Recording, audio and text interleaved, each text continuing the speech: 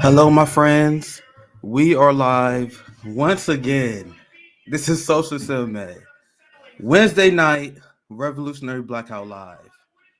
And I have been greatly enjoying like these fireside chats we've been doing. Wednesday night. Hold on, let me turn my audio off on the other end. You guys know how it is. I'm on my own, no producer. It's just me. We had a giant development today that I had to talk about. Now, you guys know I told you guys I want to do more of these evening fireside chats. I know a lot of you guys like to watch these live streams after the show, so that's great. I used to like watching like long form podcasts and conversations, especially at like work, while working out, while you're doing like independent cleaning at home. Like that's a good time to do that. That's why I want these chats to be. Now,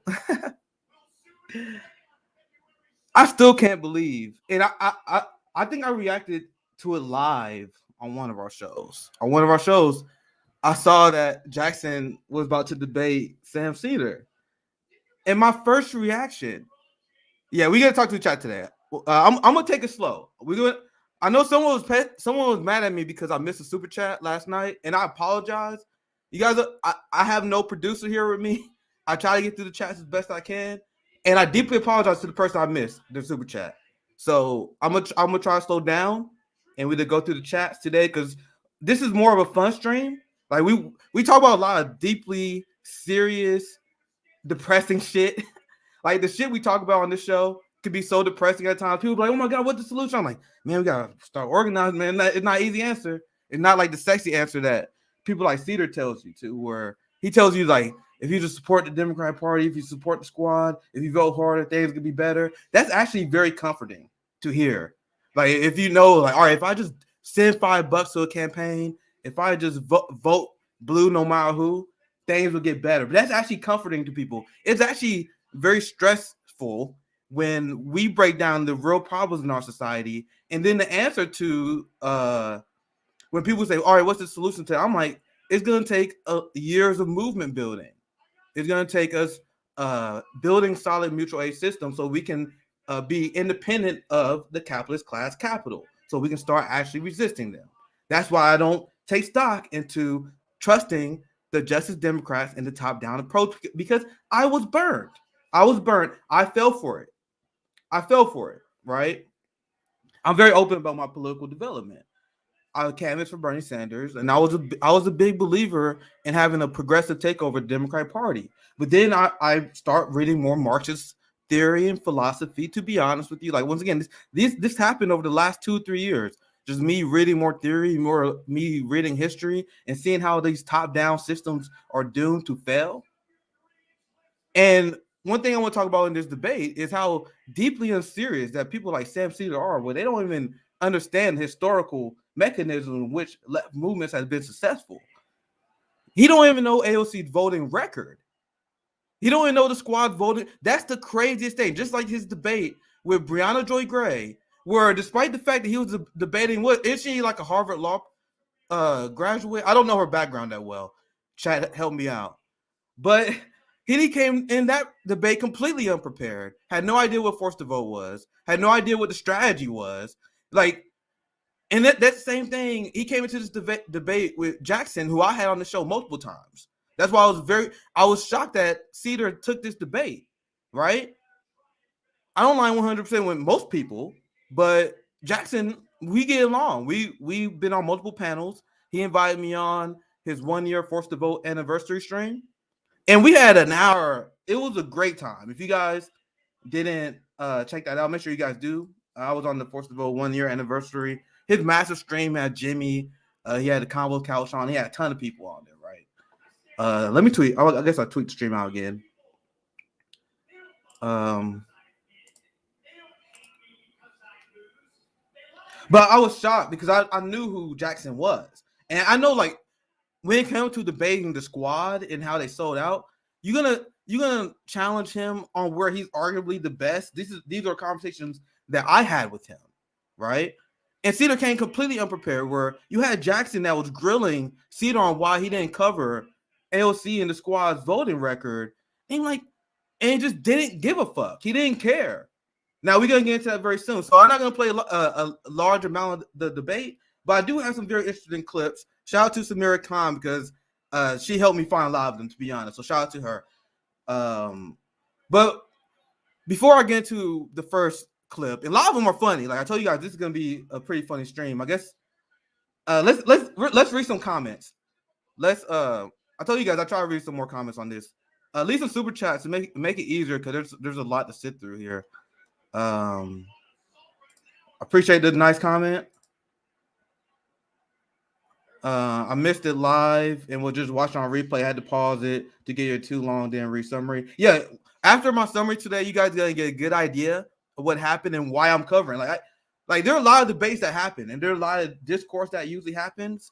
And I usually don't come out and do like a reaction video, but this debate and what I heard was shocking. Like, because I can't believe that Sam Seder said the quiet part out loud. He said it loud as hell. Now, the people who've been following my channel, the people who've been following Revolutionary Blackout, what we have been extremely critical, and we have called, and I have raised awareness about the boutique left. There has not been many people that was using that term before I did. I'm not saying I invented it. I'm saying that I was on Jimmy's show, and I called out the boutique left in front of like 10,000 people live.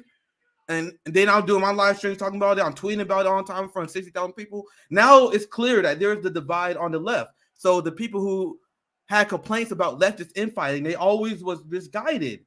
There's no such thing as leftist infighting. You're either anti-capitalist, you're either anti-imperialist, or you're not. You are not. There's no. You understand? Cenk Uygur for TYT, he openly says he's a capitalist. He's openly anti-union. And there's a debate about how this leftist infighting with Cenk Uygur. There is no leftist infighting with Cenk Uygur. He's a union buster. He's a fucking imperialist. So this never made sense to me. So this debate was significant because we now see the new left, the left that, like, I had Jackson on the General Strike Summit, and once again, we don't see eye on every issue, but he's anti-imperialist, he's anti-capitalist. So that's a starting point.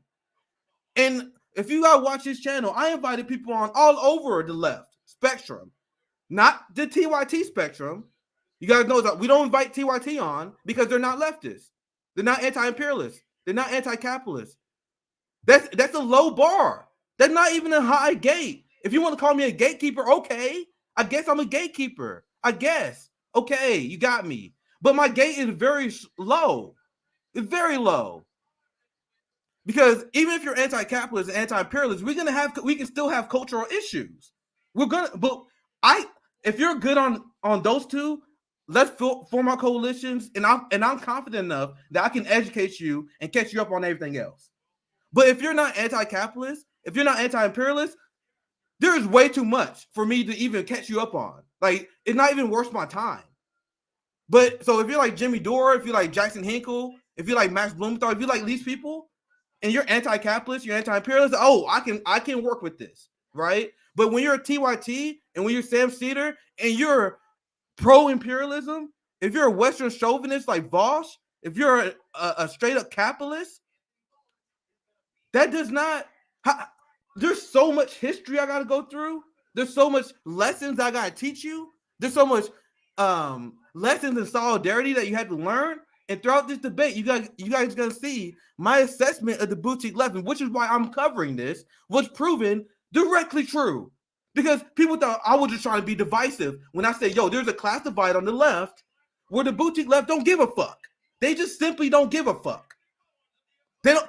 And that was Sam Seder's entire debate strategy. And can someone explain to me what was going through his mind and the people who prepped him for this debate for them to think this is a good strategy? There are people that don't even like Jackson Hinkle that like roasting Sam. Because Sam was like trading like number 9 or 7 because he came off as smug and elite and disinterested. I'm going to show you guys the clips. Why are we guys are talking about leftist issue? Why do you think it's proper to present yourself this way? If you're talking to someone like we are the people you claim you fight for. You guys hate the people you claim you fight for. when you smear us as deplorables, when Sam Seder in the Majority Report smears us as the quote-unquote dumb left. That's you attacking and showing hatred for the people you claim you fight for. So instead of acting like a smug elitist, why don't you debate like a man? Why don't you debate with like stop? Like he immediately try to do gotcha bullshit, which is why I don't like debates. I subscribe to Sabby Sav's channel because I had a debate with Garland Nixon. I'm not anti-debate. I'm anti-fucking white progressive, sock dim bullshit debate tactics that you see Vosh and Sam Seder use. That is not conversations. I had a debate with Garland Nixon, and me and Garland Nixon had very strong disagreements on how we achieve the liberation of black people against the police state. He don't like the phrase defund the police. He don't like the direction the movement is going. And as someone who's an abolitionist who helped fund the 10 demands, I had a debate with him, and it was a great conversation. There was no ego because I think Garland Nixon does great work. I think he does great work. So we came as two black men with mutual respect for each other, and we had a great conversation. You see, when the boutique left talked to us and answered to people that outflanked them to their left, immediate smug, arrogant, elite condescension. And if you think that's not rooted in classism, you are out of your mind.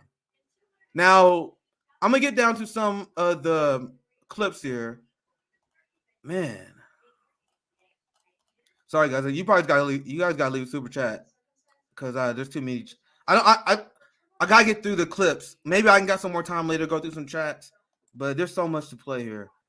So my critique of the boutique left that has pissed so many people off, like the whole TYT crowd, the Majority Report crowd, they all used to follow me. Like when I used to canvass for Bernie, when I was a citizen journalist reporting on what I saw from the black community, I used to give speeches at black barbershops preaching socialism. You guys know Justice League, the guy who played Cyborg, Ray Fisher. I was with Ray Fisher and we was giving speeches in black barbershops, and I used to post that stuff. And then a lot of the progressives used to like us, right? But then I saw the class divide. I saw them fucking vote for Jim Crow Joe, one of the most anti-black politicians in the modern era. Now you guys see how that went, right? So, and then I see them go against Force to Vote. I see them smear March for America for All. I see them go against. They attacked our General Strike Summit. Vosh and Hassan, they did a reaction video. So I'm like, bro, there's this class, this boutique privileged class, and I saw this happening in real time, and I realized they are spending more time doing reaction videos to like Jimmy Dore, attacking grassroots activists instead of holding their politicians accountable. And that's what Jackson was telling Jackson. Why are you not holding Jackson was telling Sam Seder, why are you not holding the squad accountable for their imperialist votes? Instead, if you look at the Majority Report, it's nothing but fucking Jimmy Dore diss videos. It's nothing but deeply unserious bullshit. Nothing about the imperialism. Nothing about Ilhan Omar and Jamal Bowman sending weapons to Israel. Nothing about them voting to increase sanctions on China. These are things that Jackson brought up that when he brought them up, Sam Seder was like a deer in the headlights. He had no idea about any of these things. If he did know about these things, he acted like he did it, which is arguably worse. So you guys understand that I'm giving him the benefit of the doubt here, right? So my critique of the boutique left was they are weak on U.S. imperialism and state violence. And this is why I told black leftists we need to separate from the Justice Democrat and the white progressive movement, because as they did before, as they did when they voted to increase Capitol Police budgets, they will sell us out to the police state real quick. Real quick, they will sell us out to the police state.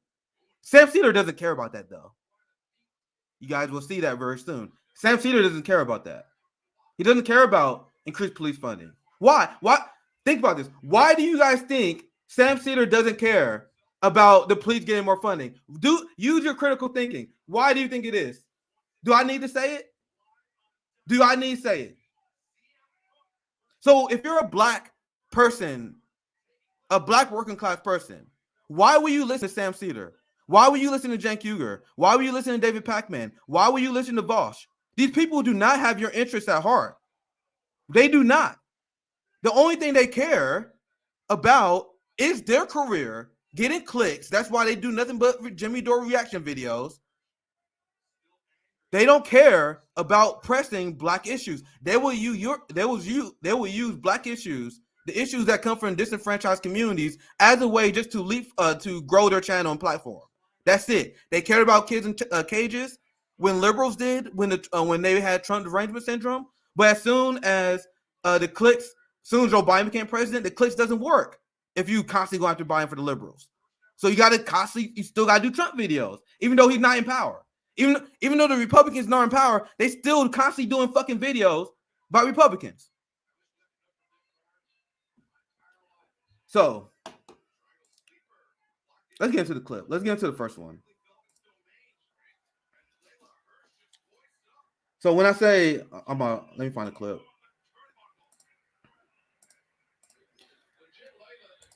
I actually had Dr. Cornel West on my show. Dr. Cornel West, a lot of people respect. A lot of people respect him. And I say a lot of the same stuff he says. But when I say it, people get mad at me. Because Dr. Cornel West accurately said that Bernie Sanders does not have a substantive criticism of U.S. imperialism. And that's where he's always been weak on. So that's why I called Bernie Sanders and his supporters for. I said the reason why I don't call myself a progressive no more, one of the reasons why I left and don't consider myself an ally of their movement, is I see this weakness.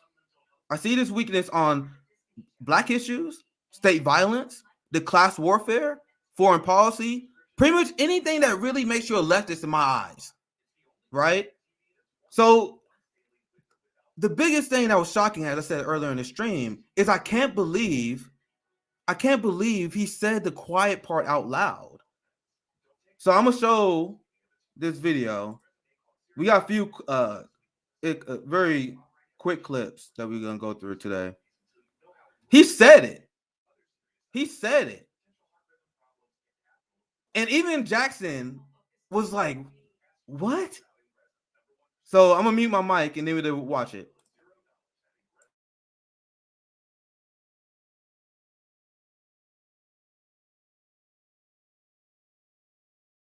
You presume I'm against. No, I have a problem with the State Department getting more funding. no, you don't have a problem with that? With the State Department getting funding? No. A 12% increase. I mean, a 12% increase, 11% increase, 13% increase. You don't have a problem with the State Department, who is, leading coups across this world, who is launching hybrid warfare through the National Endowment for Democracy in countries all across this world, like Venezuela, like you just mentioned, that you said you had a problem with warmongering and sanctions on Venezuela. You don't have a problem with the 12% increase to the State Department when they could be getting concessions for progressive policy.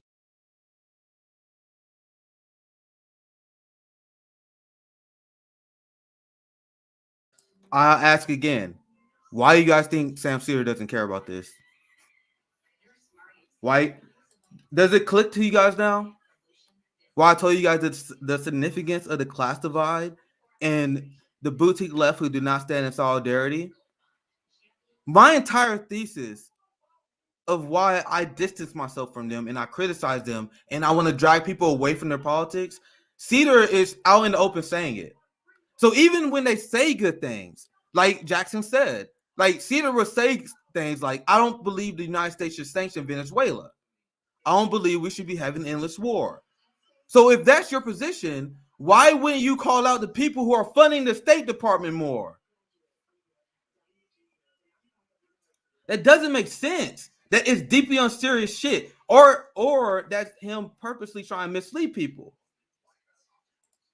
Which one's worse?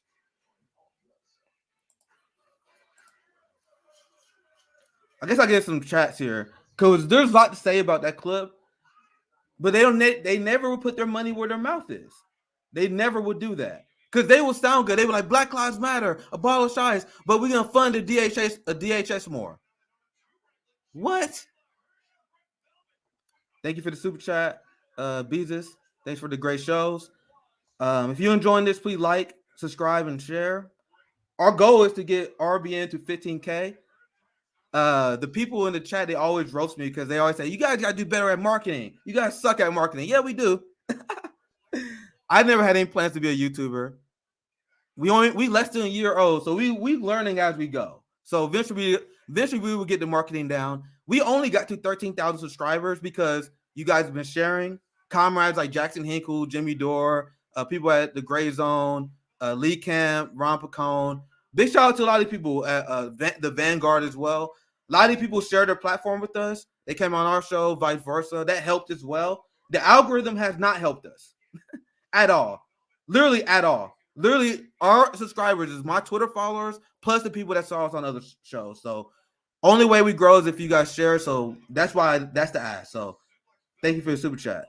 Molly, thank you for the $4.99. Nick, I appreciate your warrior heart and powerful words. Hey, I live this shit. Unlike Sam Seder, unlike the progressive boutique left, this shit is not just theory to me. Theory is important so you can learn how to counteract the state that you are resisting against. But I didn't need theory to get to where I'm at because I'm living it. Like I have to be against the giant police budgets. I have to be against U.S. imperialism.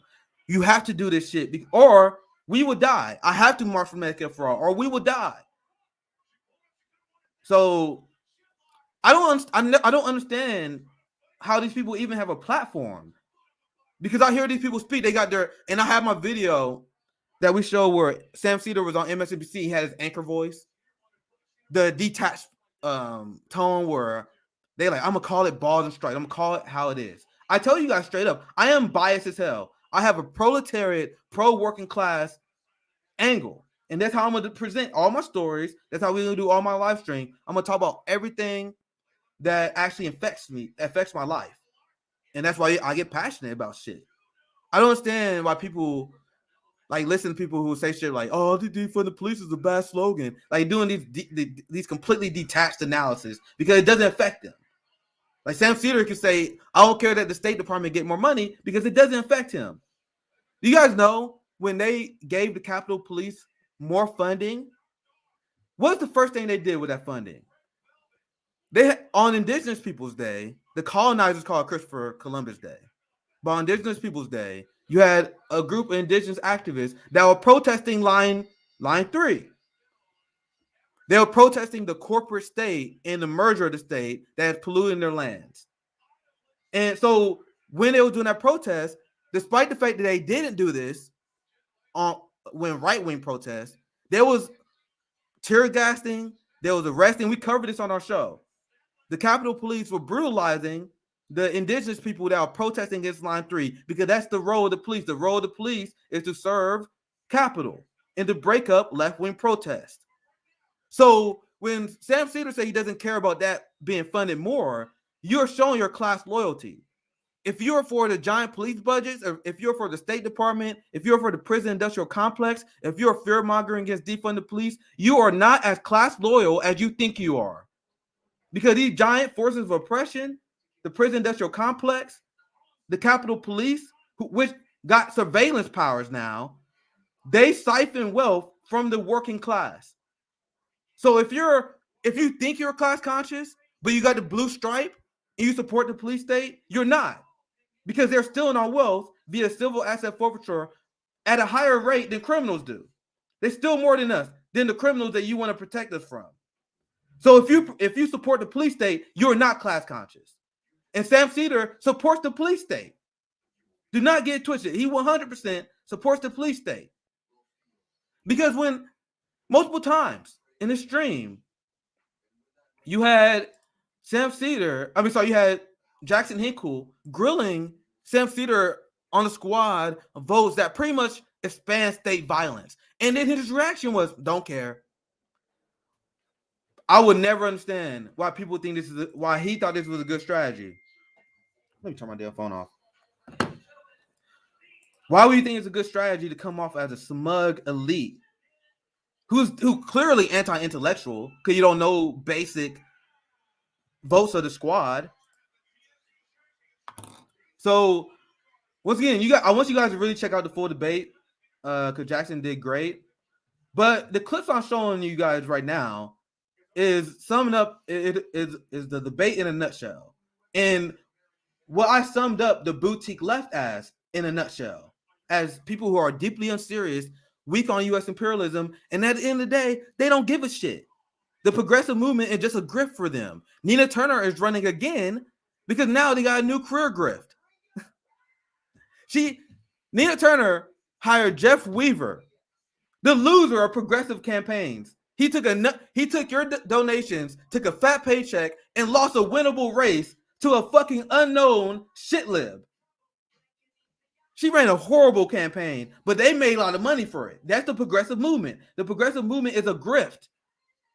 And Sam Seder and TYT, they are in on the grift. Their grift is to funnel you into the party. You subscribe to our channel. We tell you how, if you support the Justice Democrats in our channel, that's how you improve your life. Just support, just trust AOC, trust the plan, and you'll be okay. So let me give you some more super chats. Sorry guys, this is too many chats, so I literally only can do super chats today, or I will go way too off. Thank you for a shout out, my friend Quaker. If you guys want to support the show, Patreon is the best way to do that.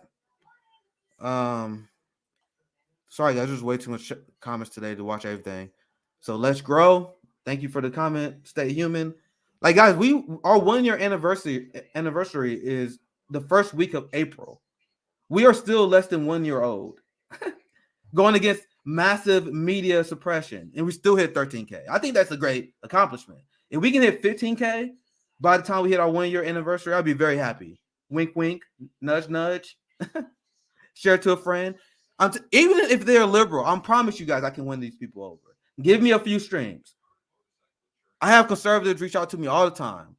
Like, man, I would never support the Democrat Party, but your politics, a building community, giving us healthcare, I'm not against it. People tell me that all the time. I was on Jimmy Dore's show, and people were like, there's so many fucking reactionaries. I was like, oh my God, Nick, you went on Jimmy Dore. How can you go on Jimmy Dore?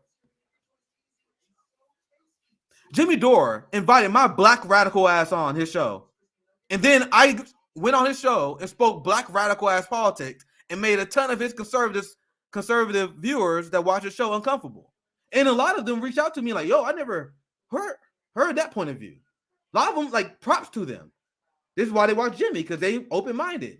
I'm not only just trying to build an echo chamber, I want to win these people over. And that's how you do it. Anyway, thank you. That's the point. We gotta grow. And also appreciate like Jackson, Jimmy, because that's the only reason we help. Like, I'm honest, like Jimmy, Jackson, the Vanguard, Convo Couch. I'm blanking on a lot of people. There are a lot of good people that helped us out, like Ron Pacone. They really are the reason we kind of blew up, because people are not finding us by searching our goddamn name. Oh man. So Daniel, do you know why this is? I explain this concept on this show all the time. So this is what Sam Seder fans and Majority Report fans always use to deflect criticism of the squad. Daniel said, you criticize AOC more than politicians with actual power. For one, that's not true. Anyone who follow my work know I literally have Joe Biden derangement syndrome. Like, look at my tweets. Look at every goddamn show. I am roasting Biden and Kamala Harris every show. So for one, the premise is not true. Secondly, even if it was true, who gives a fuck? Now think about what's more nefarious. Is it nefarious for Joe Manchin to be like, yo, I don't give a fuck about you or your agenda. If you vote for me, that's your fault.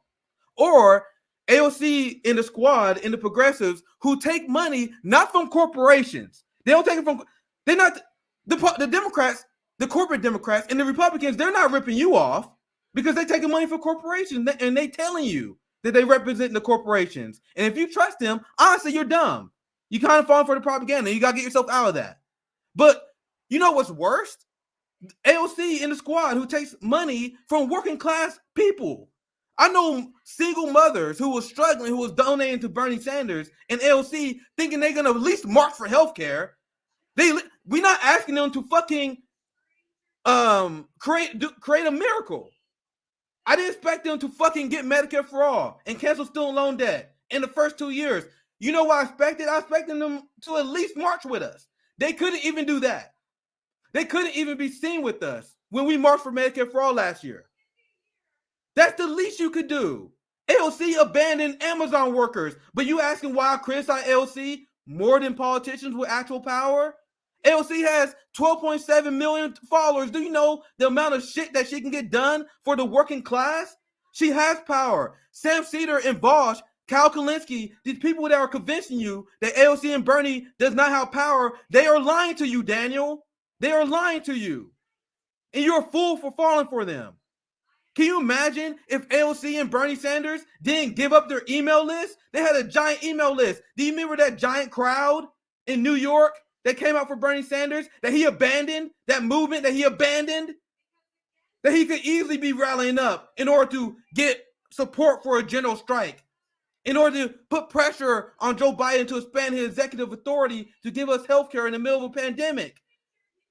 Biden can do that with his executive authority, and that's why we was marching. We was marching to raise awareness on that, but Bernie Sanders and AOC was nowhere to be found. Nowhere to be found on this, in the middle of a pandemic. But you wonder why I criticize AOC and Bernie a lot. Isn't that more nefarious than the corporate Democrat? The people who take the money from the families, who are poor, who are relying for you, who are relying to you to at least fight? To at least fight? They're not even doing that. They don't even want to be seen with us. Kyle Kalinske is a Bernie bro. And Bernie didn't even want to be seen with him on his show. And Kyle licks his ass. Bernie don't want to march with you. AOC don't want to march with you. They don't give a fuck about you. Cori Bush showed up to the Medicare for All march, and then she was asked, do you support the ask of the movement? The ask of the movement is, we demand Biden to use his executive authority to expand Medicare, which he can do because we're in an emergency pandemic. She was asked if she supports that, and she did not. So she showed up to the march literally just for virtue signaling. That's worse than what the neoliberals. I would say that's as bad. I slow down here. I'll calm down. I would say that's about as bad as the Democrats do. But when the Republicans are honest, when Mitch McConnell every 2 years is telling you go fuck yourself, you know what you're getting with Mitch McConnell. You know what you're getting with the Republicans. When they take your money, when they take the money of the working class, and then betray us. I told you guys, I did not expect the Squad and Bernie to end the wars in 2 years. I didn't expect them to give us Medicare for All in 2 years. I didn't expect them to cancel student loan debt for 2 years. But I at least expect them to show support to the grassroots that donated to them. But Daniel was like, why are you criticizing them? Fuck out of here. God damn. You guys are fucking bootlickers. See, yeah, I'll read comments. I'm not afraid. I'll read comments that go against my narrative, but I'm going to hold back. Daniel, that's some shit lip shit. Why are you criticizing AOC, the person with 12 million fucking Twitter followers, one of the most popular and influential politicians in America? Why do you criticize her? Fucking idiot, man. Like, bootlickers like that is why the left in the United States is weak as hell. I'm telling you that right now. Let's see. Is there any other Sam Seder fans in here? Is there any other Majority Report people in here that want to defend their millionaire? Sam Seder is a fucking millionaire. And you want to defend him? You want to defend AOC, who takes $170,000 a year plus. And I am poor. I'm a poor working class black man, but you must defend your queen. You got to defend your queen, AOC, against the poor working black man who demand that she follow through on her campaign promises. That's your priority, Daniel. Daniel's priority is to protect the politicians from the poor working class black people, apparently. You guys are so class loyal, man. I would love to see some more comments from I want to see your guys comment more than my people. I talk to you guys all the time. Go ahead. I would love to hear it. I would love to hear it. Let's see. What else we got? I still got a few clips to show you guys. Man, I told you we're going to have fun tonight. Boy, I should tweet again. I want to get more Justice Democrats on here. Cause you guys got to hear some shit today. You guys blacked me out as long as you could. A lot of you guys are terrified to have me on your guys' show. So I would love to hear what you guys your class loyalty had to say.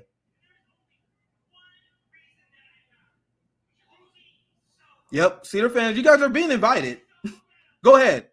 Explain to me why we should be supportive of the imperialist capitalist squad who sold out the black community to the police state, which Sam Cedar doesn't care about. Go ahead and explain to me why I am unreasonable for criticizing AOC and Bernie, even though they took my money, they took my volunteer time, and they stabbed me in the back. Go ahead. I would love to see it. I would love to see it. Yeah, Sam has an MSNBC contract. We have a video explaining that. We have a video explaining the Sam Cedar MSNBC contract. Man, fuck it. Let's play it. I'm way off script already. Like this is why I don't like reading chats, to be honest with you guys, because I be having a show, but then I read chats, and then you guys get me fucking going everywhere. I'll get back to the debate. Robert says AOC has 12.5 million Twitter followers, and her followers don't even press her ass to take serious action. She's one of the least effective legislators in Congress. Dude, how do you have?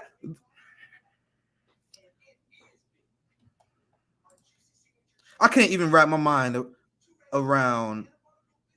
I'm not even gonna say me, but imagine what Rome would do with 12.7 million followers on Twitter. If you guys don't know, my brother Rome does Tour for the Poor. He travels the country and feed, clothes, and home people, and he preaches communism to the black community. He preaches community, he preaches anti-communism, and he does real mutual aid, educating work in the community. And Rome is, once again, in the same situation I am. We poor, we're struggling. We got people on Twitter that can help us. But can you imagine the good for the working class that someone like Rome with his mutual aid organization would do with 12 million followers?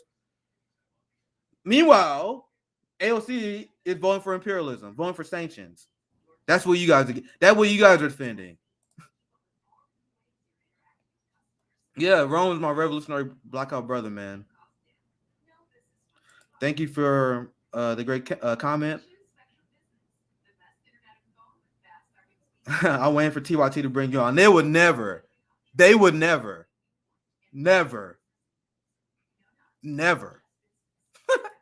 all I'm gonna say. Never. Thank you for shout out. Like I said, I am off script right now, but I told you guys I'm gonna talk to you guys. So yeah, this is a good stream. We have 400 plus. So keep it sharing. For us to be at 400 viewers, we got new people watching. We definitely got new people watching. So if you're new, leave a comment. Let me know how you like the stream. If you're a hate watcher, if you're a Sam Cedar fan who saw this via the Twitter algorithm because I was tweeting about Sam Cedar, or by the YouTube algorithm picked it up because I'm talking about drama, tell me why you hate me. Tell me why you bootleg the Democratic Party. Tell me why. Explain to me how you're a leftist, but you support capitalist imperialist parties. I would love to hear it. Leave a comment. Nick, it's our fault. See, people get mad at me on my shows because I don't read the comments because I'm trying to do presentations of my stories. But it's like if I don't laser focus on the story, you guys don't get me down a rabbit hole. So I'm gonna get back on script here soon. I'm gonna get back on script, guys. We got a lot of viewers tonight, so please subscribe, please like, show some love. You guys can support the show on Patreon, direct donation on Venmo as well. All that in the description. That helps support the show. I'm just trying to see if there's any more super chats. I do appreciate all the nice comments. So yeah, I'm a co-founder of 10 Demands.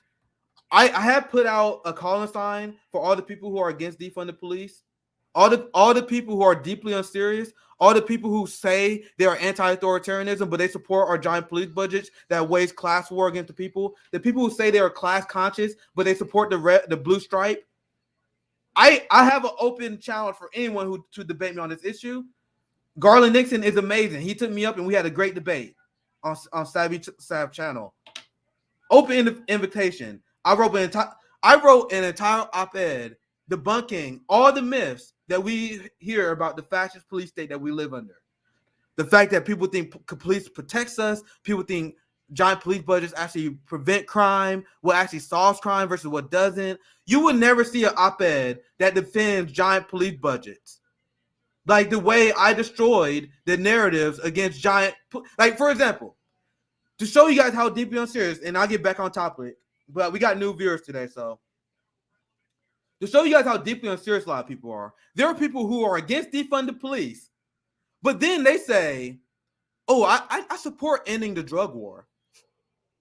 What? They said, oh, we should end stop and frisk. Yeah, we should end broken windows policing. Yeah, we should do all these reforms, but I don't support defunding the police. This is what happens when you don't read. What? Let's think. Why do you guys think the police budgets exploded in the first place? Where do you guys think all the police resources go? Do you guys think that real life is like GTA and police are having shootouts with criminals in the streets, you child? Do you think real life is like Rush Hour, where you have like a buddy cop doing kung fu against criminals? That's not what they're doing with the money. They're fucking with poor people, imposing regressive fines and fees. They're using civil asset forfeiture to steal your wealth. And they solve less than 2% of serious crimes. And they had a budget explosion in the 80s that was due to the drug war. So if you want to end the drug war and you don't want to defund the police, you need to explain to me where you spend the money.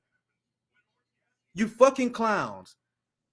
And these same people like, I support healthcare. How are you going to pay for healthcare? When we got the police that spend as much as the third-ranked military in the world. We spend 3 times more on the NYPD police budget alone than North Korea does, 3 times more on the military. But you think you are class conscious. You think you're a fiscal conservative. You think you believe in small government and you support the giant police state? Sam Seder? That's Sam Seder. He don't give a fuck about this. Man, I gotta get to the video. I'm trying to take advantage of the fact that we got new people in here. I'm trying to scare it because based on the comment I saw from Daniel, I know we got some Sam Seder fans who are raging about the fact that we are roasting Sam Seder. So I'm trying to radicalize them. To be honest, I'm honest with exactly what I'm doing. But anyway, I guess I'll get back on topic. Sorry if I missed any chats. I'll get back to the comments. I'll get back to the comments soon, right?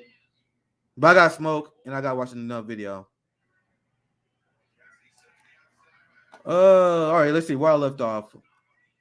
Oh yeah, let's play this, right? So now I'm back on topic. I went through this thing because there's so much to analyze and break down over this debate. I don't do reaction videos about debates almost ever. I remember I saw the Charlie Kirk Voss debate, and the only reason I watch these debates, I'm not saying they're useful. I'm just a nerd. I'm a political nerd who read about politics and watch political videos all the time. That's what I do. So, and the only time I talk about it is when I see something of extreme value worth talking about. So I remember I talked about when Voss debated Charlie Kirk, and he was supposed to be the representative of the left, and they was talking about race issues. They had a white dude talking to Charlie Kirk about race issues. And then Charlie Kirk pressed Voss on the issue of reparations. And then Voss says reparations shouldn't be paid on race. It should be paid on class.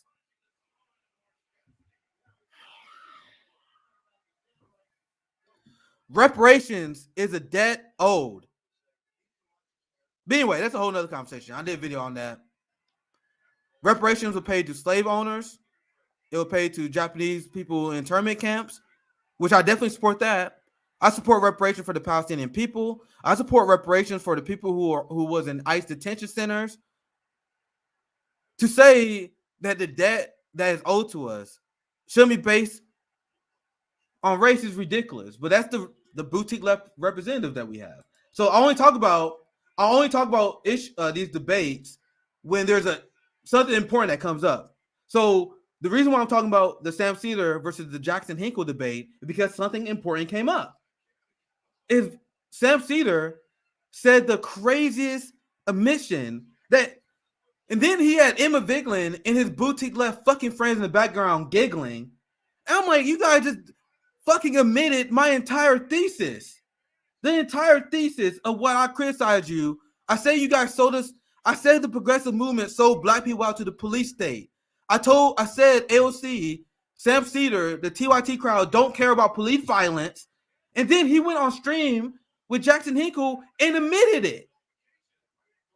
And then I was watching the response from the Sam Seder fans, and they was like, they loved it. They loved the smuggerant shit that was coming from Sam Seder's mouth.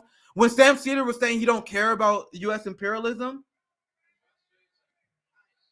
they was like, Slay King. Like, what? This is, I can't understand the way these people think.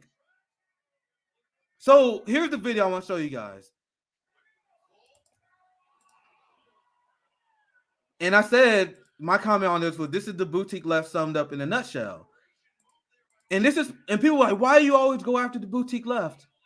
Why do you always call these people out, even though they're our closest allies? No, they're not. No, they are not. This is, if you did not watch the debate yet, I implore you to watch the whole thing. But this sums up their ideology. The ideology of not giving a fuck. Let me fix the audio.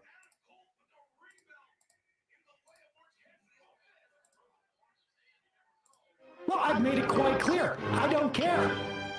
You don't care about what? Let me ask you this. I care about what? No. What don't you care about? really care.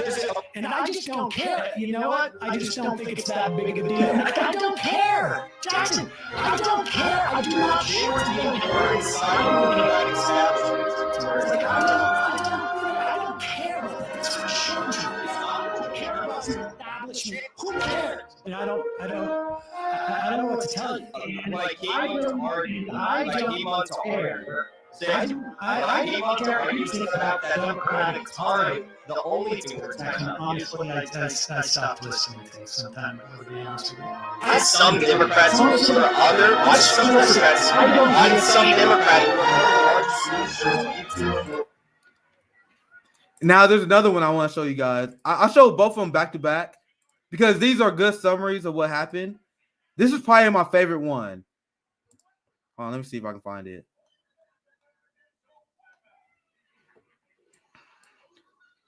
And this sums up what the boutique left and their politics in a nutshell is.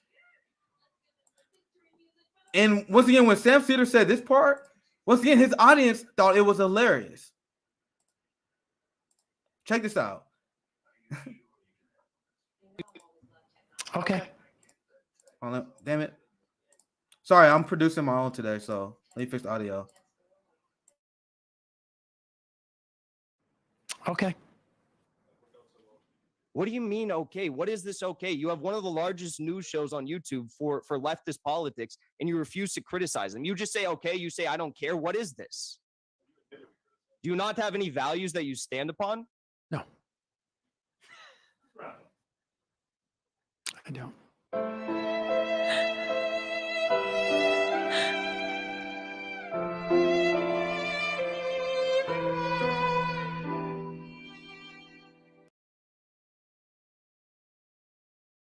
So I'm not showing the whole debate because I want you guys to watch Jackson's video. But that video is near the end, and I want you guys to realize Sam Seder's mindset at this point. At this point, Sam Seder came to this debate completely unprepared. He had no idea what was on AOC's voting record. Jackson took him to school. Jackson is young enough to be his son. How old is Sam Seder? Jackson is a kid. I love the dude. But when I was Jackson's age, I was dumb as hell. Jackson schooled him on the squad's record that he did not know. And then at the end, he had to resort to trolling. And then you had Emma and his boutique left class loyal friends that was giggling in the background like, yeah, I don't have no values. Don't stand for anything. Because Jackson's point was on the money. He pinned them to the wall. Because his point was, you are not calling out AOC in the squad for voting for sanctions on China. You ain't calling out Ilhan Omar and Jamal Bowman for giving Israel's weapons.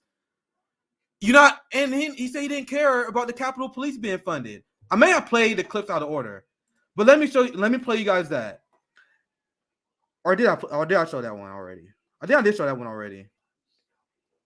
The one where he said, her support for these bills. Okay. Here you go. I'm gonna show you guys this one. I'll tell you, my clip's all over the place. So check this out. Because this is the clip without the meme. The meme is funny, but I think this one is actually more powerful. For support when she is going to be withholding her support for these bills. Okay. What do you mean, okay? What is this okay? You have one of the largest news shows on YouTube for leftist politics, and you refuse to criticize them. You just say, okay, you say, I don't care. What is this? Do you not have any values that you stand upon? No. For support when she... That is a face of a defeated man who has to resort to trolling someone who is literally old enough to be his son. Jackson is asking him a serious question where the squad is complicit with funding the Capitol Police, who bust the head of indigenous activists, who wage class war against the working class, who wage coups against socialist countries, who literally impose sanctions on people that is responsible for a genocide in Yemen. 23 million Afghans are starving to death. There is a genocide in Palestine. But you don't care? Why do you think Sam Seder doesn't care? This is why I am shocked at his performance and why I'm talking about this today, because he just proved my entire thesis correct. I told you, these people will sell us out to the police state real quick because Sam Seder is a millionaire and the police state does not affect him. The police state does not affect him. So it's easy for him to say, I don't care that AOC and the squad sold out black people by giving the police state more money. It's easy for him to say that because he's white and he's privileged. And by the way, this is why Sam Seder would never, ever have a debate with me, with CJ, with Nico House, with any black leftist about this issue. Because the only reason why Sam is willing to say that to Jackson Hinkle, because the optics is not as bad as it would be if he told me that. Like, imagine if I had a debate with Sam Seder, but he told me he didn't give a fuck that the police were funded more. That would be horrible optics. So Sam Seder, he accepts debates with right-wingers and even people like Jackson Hinkle, who's completely anti. I'm shocked he took the debate. But he's not gonna talk to a black leftist and tell him that the police, I don't care about the police budgets. Do you really think that Sam Seder is gonna debate someone who's a victim of Israeli war crimes? And then when you bring up the fact that Ilhan Omar and Jamal Bowman gave Israel more weapons, imagine if he was talking to a Palestinian and he was like, I don't care about that. I don't care about that. That would be completely different than him saying to Jackson. That's why they shut us out of the debate. That's why liberals, they'd rather talk to Trump supporters. They will have debates with Trump supporters, but they will block my black ass in a second because their bullshit doesn't work on us. If Sam Seder was saying he supports the police state to my face, that would be way different. Right? Do you guys understand how stupid, how ridiculous this is? I was watching the debate, and I promise you guys, I had no intention on covering this. I only did it because I was shocked and appalled that Sam Seder wanted to prove me so correct. Thank you. Because I have been saying for months and months, probably ever since we had the channel, I've been talking about this class divide on the left. I've been saying how white progressives don't give a fuck about black people. I have been saying that the progressive movement sold black people out to the police state. You guys want to see my tweet? I can find it real quick. And people thought I only tweet this shit. People think I only tweet stuff like this for clout. Hold up. I'm going to show you guys something. Because this is the part where Nick said, I told you so. Because I got way more followers on Twitter than I have YouTube subscribers. So most people know me on Twitter, right? So let me see. I'm going to show you guys what I was talking about. Here it is. Here's one of them. Here's one of them. So look at the date of this tweet. This is the time where a ton of people was having their, like, a lot of people in the progressive movement, like last summer, they was having their divorce with me because I was the black guy who was speaking out too much. I was busting their bubble. Like, their narrative is they are the anti-racist coalition. But I tell you, the progressive movement was sold out. Sorry, black people was sold out by the police state, by the progressive movement again. So when I tweet stuff like this, do you guys think I'm just talking shit?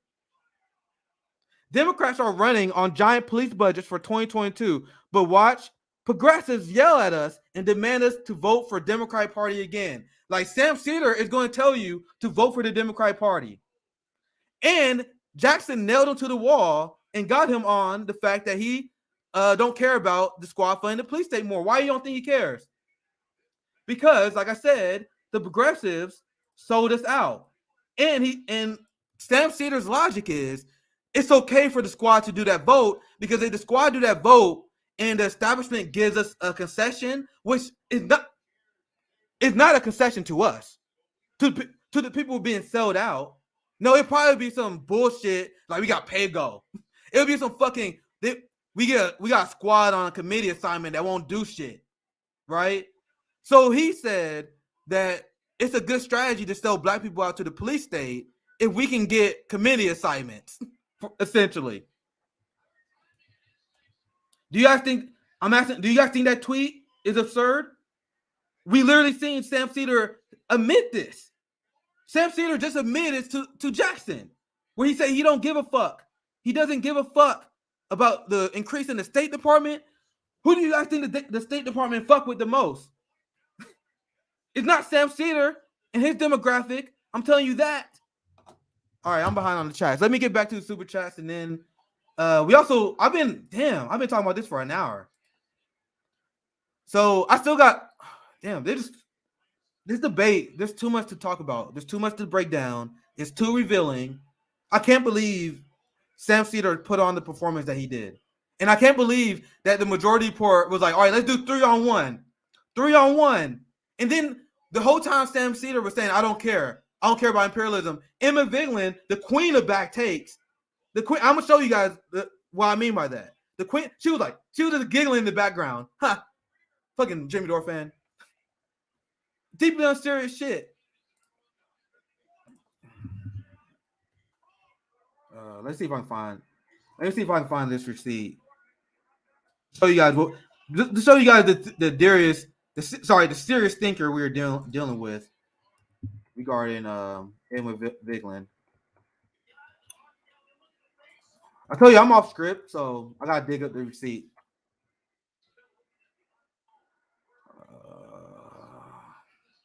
Here it is. You guys want to see the quality analysis that come from Emma Vigeland? Remember, I lost a lot of these progressives because I refused to vote for Jim Crow Joe. These people said we're gonna push Biden to the left, even though he's one of the most far-right senators in modern American history. He put Joe Biden to the right on criminal justice. You guys realize that, right? The crime bill. He wrote the original legislation that became the Patriot Act. And he was a staunch supporter of the Patriot Act. He supported every single war. But you guys are going to push this guy left at the height of his career.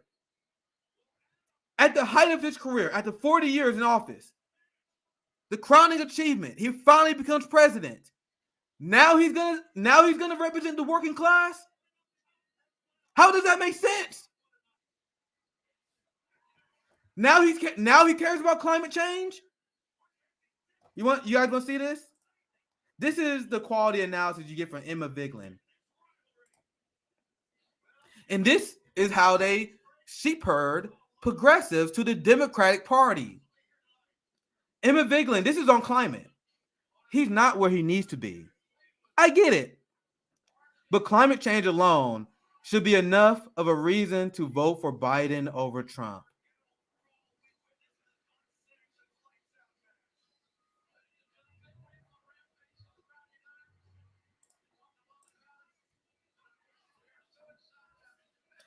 You guys see the analysis that you get from the boutique left? So meanwhile, in reality, Joe Biden is fracking. Joe Biden is giving more drilling permit on public lands than Donald Trump did. Joe Biden is funding the military more, and the military is the largest polluter in human history. And this is stuff we knew when Emma Vigeland sent that tweet. We knew that he was going to fund the military more. Not only is Biden doing nothing to help the climate, he's making it worse. Where's the comment at? Thank you for this, Lay. This is a great comment. Biden is doing nothing to help the climate. The only thing I will add to that is not only is he doing nothing to help the climate, he's making it worse. The military is polluting the Black community. I covered this yesterday.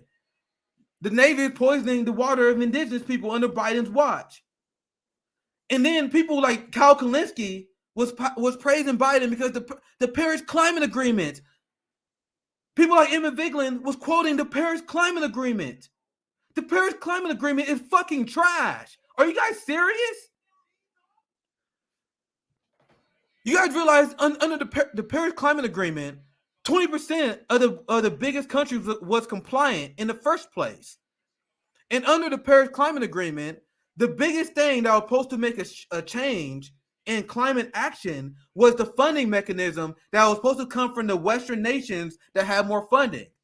So the question is, how do you get developing countries to meet global emission standards? The only way you can do that is if you have larger countries like the U.S., the U.K., and the EU as a whole finance that for other countries. Now I'm talking about stuff you will never hear Sam Seder talk about.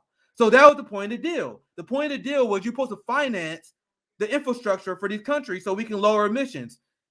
You guys understand that they have never set that commission up. They have never set up the financial infrastructure needed to carry out the Paris Climate Agreement. Never at one point did they do that. They never gave the countries the resources they need. So 1 out of the 5 of the biggest countries are not compliant, but then a lot of the smaller countries can't be compliant because the larger countries are not funding the apparatus needed. So the whole idea that Biden get into the Paris Climate Agreement from day one was always dumb as a climate option. But that's what you hear from Kyle Kalinske. That's what you hear from Emma Vigeland. That's the kind of shit that leads her to say shit like this. He's not where he needs to be, but climate change alone should be enough of a reason to vote for Biden over Trump. That is beyond absurd. Here we go. So once again, I didn't have this prepared. I'm kind of shooting at the hip this episode. But people who watch my stream know I try my best to back up everything I say. This came out last month. Biden's campaign promises to crack down on emissions have disappeared. Wow, who could have saw that coming? The guy who took money from the fossil fuel industry, Emma Vigeland, thinks is a good climate change option. Meanwhile, she in the background snickering at Jackson Hinkle. The nerve, the absolute nerve. Do you see the difference between the old left, the old guard versus the new guard? They don't know the voting records of the politicians they stand. Sam Seder had Ilhan Omar on and did an interview. He probably didn't know that Ilhan Omar funded weapons to Israel during the genocide of Palestine. He don't know this shit.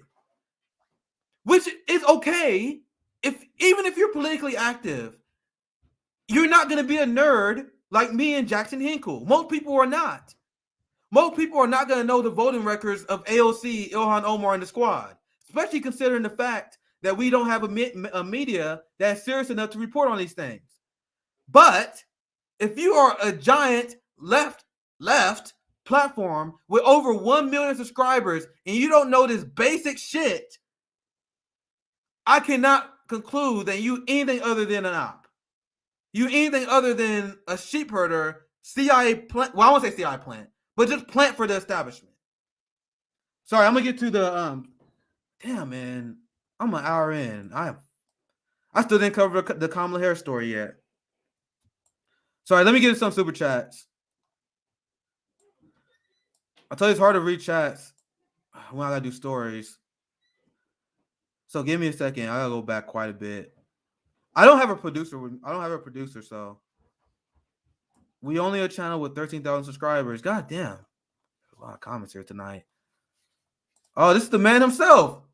Hey, I remember I said I was on Jackson's stream on the Force to Vote anniversary, and I said that Jackson Hinkle is a social dem slayer because he made Ross Rage quit. He destroyed some CIA clown or whatever. But now he got Sam Seder. So thank you for the super chat. My man Jackson in the house. He said these clowns are exposing themselves. That was a great performance, Jackson. But you literally put the noose out and let him hang himself. Cause my jaw hit the floor, and your jaw hit the floor too. I'm gonna show the clip again. I want you guys to see Jackson's reaction. Cause when Sam Seder said he don't care about the State Department getting more funded, you can literally see my boy Jackson like, wait, what? He didn't even expect that argument coming from him. Look at Jackson's reaction.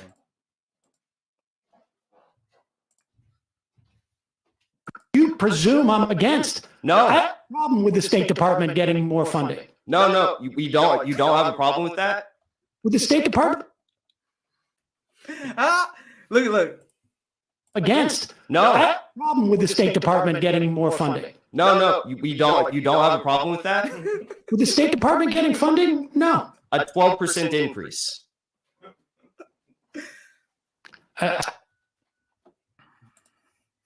Guys, our budgets are already insane. So 10% increase is a fucking ton of money.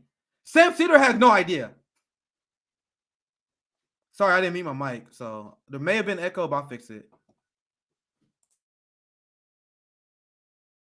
I mean, you presume I'm against. No. I have a problem with the State Department getting more funding. No, we don't. You don't have a problem with that? With the State Department getting funding? No. A 12% increase.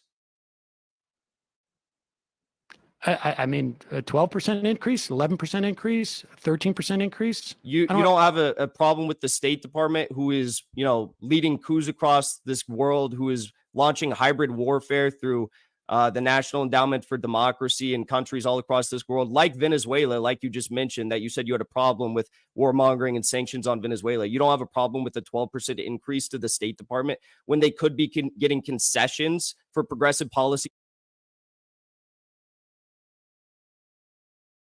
I'm against. No. I have a problem with the State Department getting more funding. Good job, Jackson. God damn, you set him up perfectly. And that clip is so revealing for so many ways because he is so wrong on his worldview. He doesn't even realize how bad of a trap he just walked into. He has no idea. He has no idea how abhorrent what he just said is. That's why you were shocked. You had like a different angle you was taking with that, but he's like, you were trying to hang him, but then he like offered his head to you. That was insane. Anyway, thank you for your super chat, Jackson. Good job. Thank you for the shout out once again, Quaker. If you want to support the stream, this is the best way to do it. Support Nick directly on Cashapp or Venmo, SocialistMMA. I have a few articles I'm working on right now. I got like 3 in development. The funny thing is, one of the articles I was about to write was about to be about the class divide between the boutique left and the working class left. That was one of my articles I have in production. Do I just clip this whole debate and put it in my Substack for that? You could not have proved my thesis more, Sam, man. Jesus. Holy shit.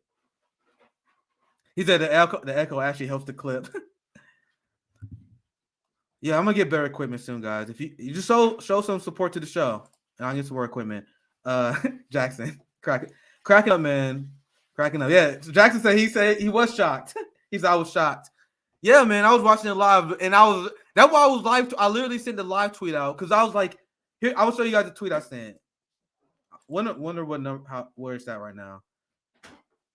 Because Seder was trending all day, so my tweets was on the tab. Because I'm gonna show you guys my reaction. Here it is. This is my reaction when I was watching it live and he said that part. Check this out. Here in this tweet, I said, here, I'm gonna zoom in. Be patient. I'm alone here, guys. One of my biggest criticisms of the boutique left is their weakness on state violence and the class warfare our police state wages against us. So they were like, oh, I believe in healthcare. I believe in living wages because that will affect the suburbanites, right? I support all those things. But when it comes to like actually challenging power, challenging the prison industrial complex, the military industrial complex, they will never do that. So I've been saying that ever since I had a platform. So then Sam Seder admitted he didn't care the squad was complicit with funding the police more when he debated with Jackson. He said, I don't care. I don't care. I just don't care. So this is my reaction. I said, oh my God, he just admitted. I love that gift.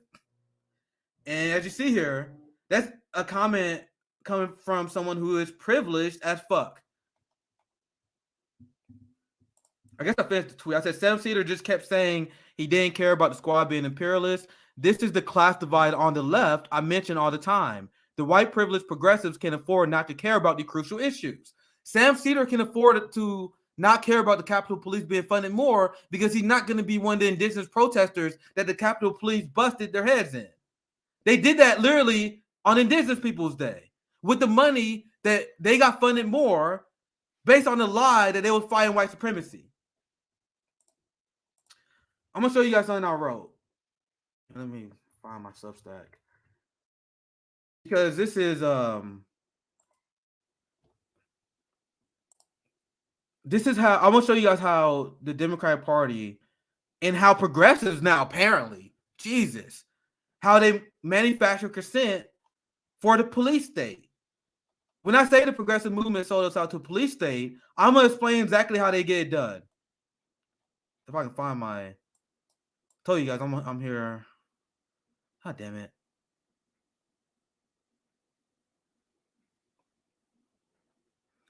I'm trying to find the graphic. I could explain it, but I guess I gotta find the graphic. Fuck. Or it may be in this op-ed. Is it? Yeah, I think it's in this op-ed. So you guys should subscribe to my Substack because I write about all this stuff in great detail. That's how I'm able to do this. Writing about this stuff actually makes it easier to be a commentator because I'm still very, very green at this stuff for the most part. So this is my Substack. You see, I wrote an entire op-ed explaining how our worst fears of the Biden administration are coming true. All of them. Every single prediction I made about Joe Biden, he proved me right. Like, I'm sorry, I've been on a I told you so tour because I've been smeared by these people who there's white people like Vosh who they were trying to say I'm weak on white supremacy. A black man, a wealthy white, there were wealthy white progressives that were trying to say me, a poor black man, is weak on white supremacy because I refuse to vote for Jim Crow Joe. Don't you guys see the absurdity of this? This doesn't drive you guys crazy to see rich white people smear black people as Red Brown Alliance. This is what happened to me. Hassan smeared us as Red Brown Alliance.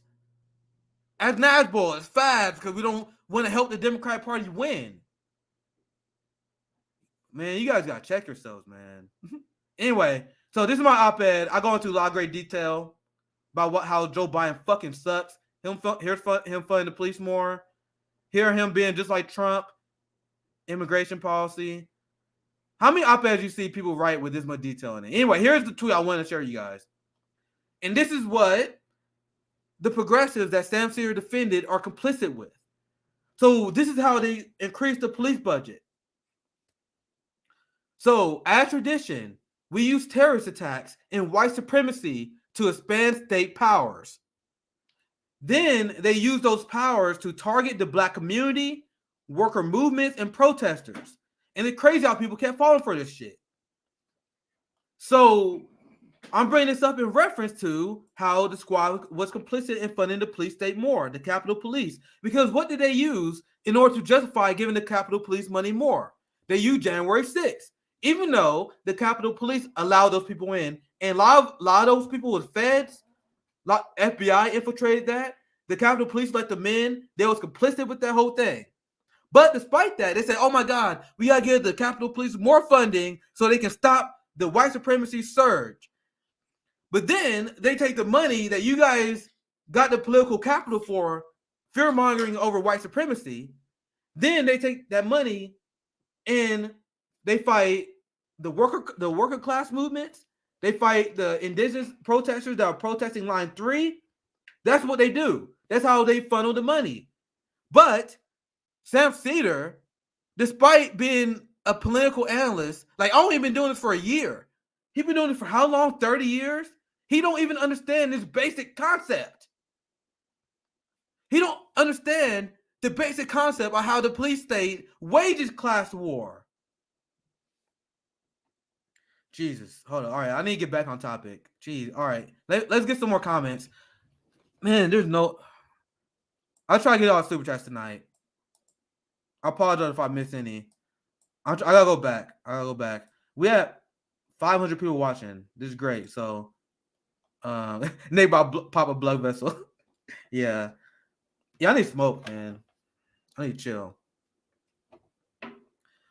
Sam, I'm gonna try and read super chats as I find them. Like I don't have a producer, so can you guys please be patient with me? Sam, thank you for $5. If this gives you any solace, it's clarity of fools and agents of the state. Do you think they have any convincing agents? Thank you for the super chat. Sorry, I kind of gotta go through these fast. Mad Oscillate God, thank you for the $5.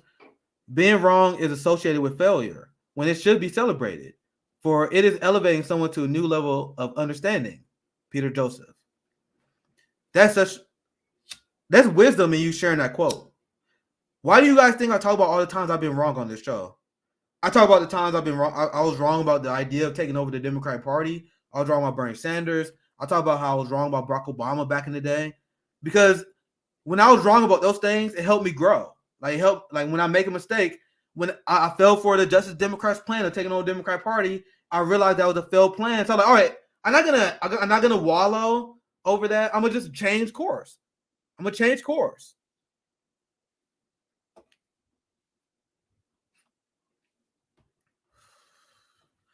let's see if I need to find some more super chats. Yeah, they were feeding Sam talking points during the debate, 3-on-1. That was so classic. Because when you guys watch the full debate, you guys are going to see what I'm talking about. That was not the intention. Because there was one point, remember when they had the whole technical difficulties? And they were trying to get Jackson back on the stream? And Emma Vigeland was on the stream at one point, and then she said, okay, I'm going to back out because I don't want us to gang up on Jackson. Emma, before they ganged up on her, said, I don't want to be on stream because I don't want to give that appearance off. I want to be I want to be Stan versus Jackson.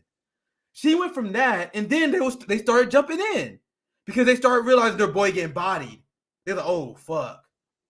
Then they started doing the comedy routine. Then Sam started trolling, and then Emma was laughing and being condescending in the background because they knew it wasn't going good for their boy. That's why I say it was shocking that he took this debate. And Jackson covered this when he was streaming that night. When Sam Seder announced that he was going to debate Jackson on his live stream, Emma was like, no, don't do it. Emma knew. I don't have the clip saved, but Jackson talked about it on his channel. When they first announced it, Sam, he was confident that he can just run circles around a Gen Z kid, right? But Emma knew who he was, and he was like, don't do this. Do not do this. It's not going to go well for us. And she was right. One of the few times she was right. So, yeah, they were jumping him.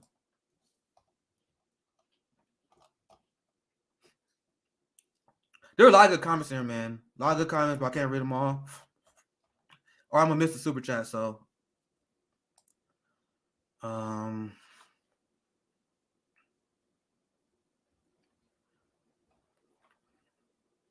Here, shout out to Quaker Anarchist Mutual Aid.org.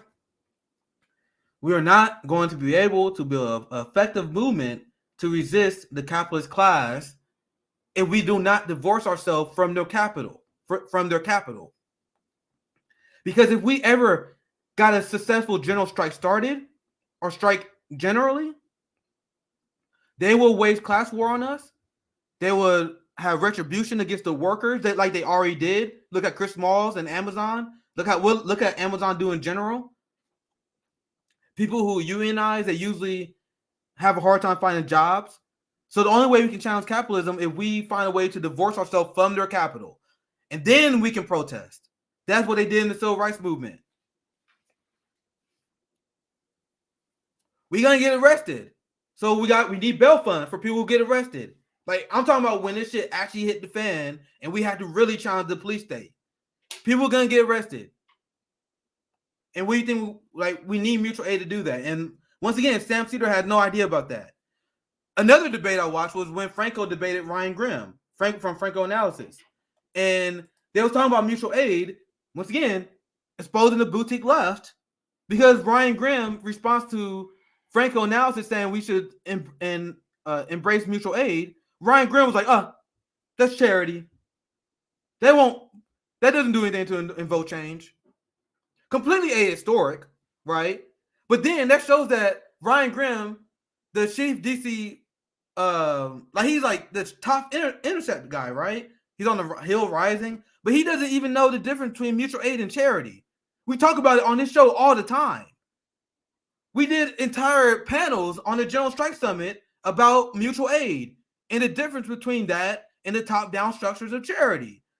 Meanwhile, Ryan Grimm doesn't know that. Meanwhile, Sam Seder doesn't know the squad voting record. Like, you see how the people who are promoted by the establishment, they don't know shit. Meanwhile, the people with the smaller channels like us, we got to know everything. You got to be perfect. And I actually prefer it that way. I prefer it that way because I told you I'm a nerd at the end of the day, so I have fun reading this kind of stuff and educating and teaching you guys this kind of stuff. So let me get back to the comments, right?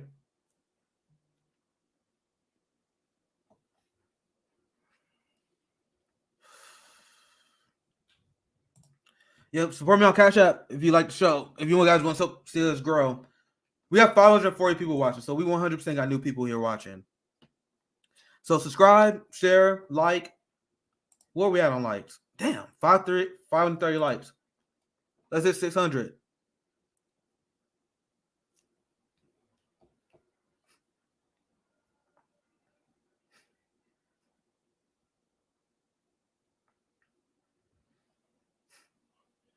Sorry, what I'm doing right now, I'm trying to make sure I don't miss super chats because I know that one dude was mad as hell. He was mad as hell. I get it. So I was trying to make sure I don't miss none of those. Here's one. Thank you for the super sticker. I don't know how to say your name, but I appreciate it. I'll keep it up there until I find the next one. See, we are 1 hour and 20 minutes in. I didn't even talk about Nina Turner yet. So the Sam Seder fans who are hate watching this stream, they're definitely gonna hate my take on Nina Turner. Like they did. I remember I was on Jimmy Dore's show and I explained why Nina Turner lost. And she lost because she ran a horrible campaign. Period. And they didn't like it. They wanted to blame everyone. They wanted to blame the People's Party. That was Emma Vigeland did. The first thing Emma Vigeland did was blame the People's Party for Nina Turner losing, despite the fact that the People's Party, Dr. Cornel West, and a lot of people in the People's Party supported Nina, and Nina spoke at the People's Party convention. You see how serious Emma went? Emma blamed the People's Party, even though Nina is cool with the People's Party.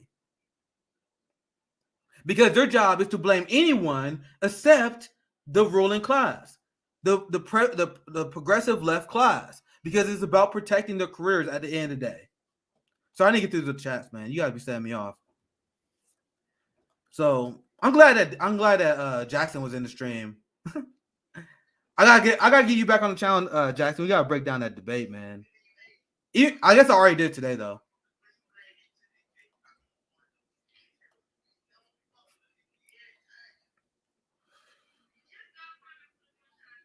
I'm debating whether I should do the Nina Turner story tonight. Do you guys want to see the Nina Turner story? Because I did not know I was gonna cover this long, but there was so much.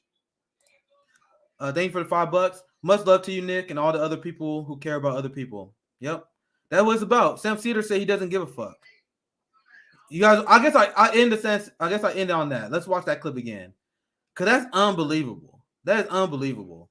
Like the thing is, there's a part of me that acknowledges I know he might be joking. But why would you even say this when you have a young person who used to watch you, as he said on the live stream? You have people who actually are dying in the street. Why would you even say this as a joke? So I'm gonna play this. I'm gonna play this clip again.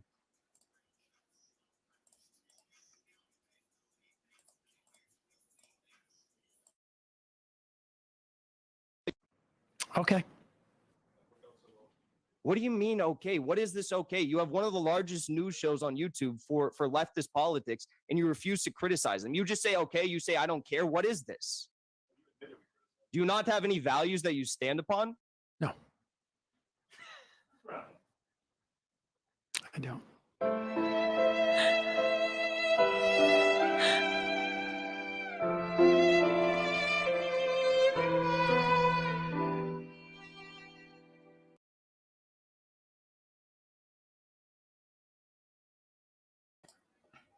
I don't know if you're joking. Sorry. I don't know if you're joking. But if he is that a funny joke? Do you guys think that's a funny reaction? After being grilled and exposed for not knowing anything about foreign policy, not caring about the police state, not caring about imperialism, is that a funny joke to you guys? Because I know there is a chance that he may have been joking there. But there's also a chance that you're like, man, fuck, I don't care about this shit no more. I don't care if they're mad at me. I don't care if the people who actually impacted by police violence. I don't care if you're mad at me. I have an agenda. He even said at one point in the debate, he said, you really mad at me because I don't cover the same thing you do? You mad at me because I'm a bootlicker of the Democrat Party? So this is a damning moment. That's why I'm covering. It's unbelievable. It really is. Sam Seder could not have proven my point right more on that. Like he proved Jackson, like he gave Jackson a giant W today. Jackson he was trending like number 15 on Twitter nationally today. So Sam Seder delivered Jackson a giant W, and he delivered an L not only to the majority report, but he delivered an L to his entire political faction. Because the L that Sam Seder took is so bad. When he says shit like that, it makes everyone who watch him look bad. Because the people who watch him, they are watching someone who don't give a fuck. Because now the people who watch Sam Seder, now people know they're watching someone who don't give a fuck about the police state. Right? He said, how do I get to your Substack? Oh damn, I guess I didn't link it. Yeah, I'm gonna leave a comment. I'm gonna blow it up. I want you guys to sub because I got articles coming out. So yeah, I'm gonna comment. This is my Substack. I just linked one of my stories. Subscribe. Here it is. So that's my article. That's my last article I wrote about our fears about the Biden administration. So that's my plug on that. Let's go back to some. I'm gonna try to read some chats, and I covered the Nina story. I covered Nina Turner. Let's see what else did I. Damn, I actually didn't cover a lot in my plan today. Okay, so I'm actually not gonna move on because I actually got a lot of stuff I still have. I'll be quick about it though.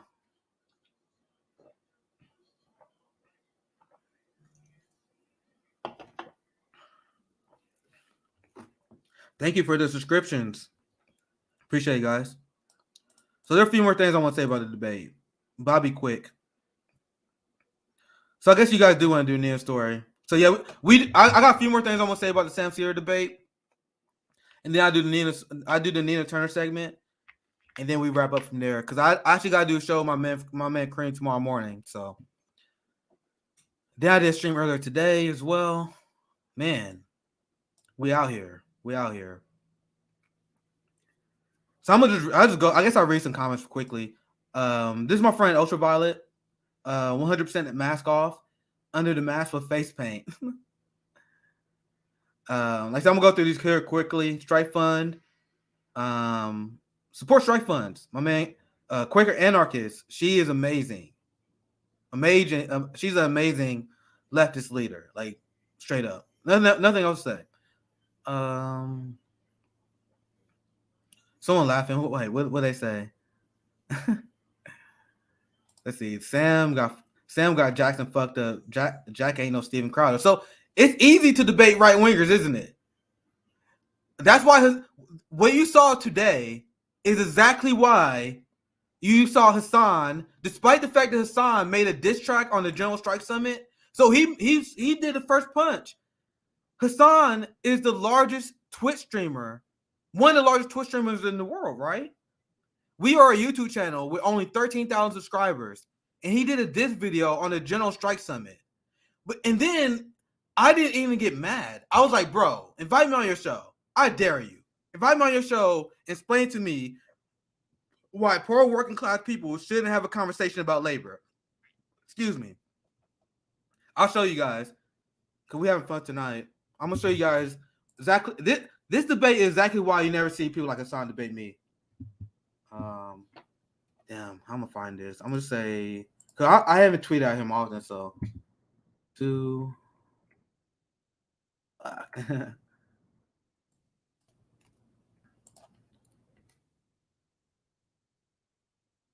All right, hold up. I don't have a producer, so 1 second. I'm gonna show you guys something that's relevant.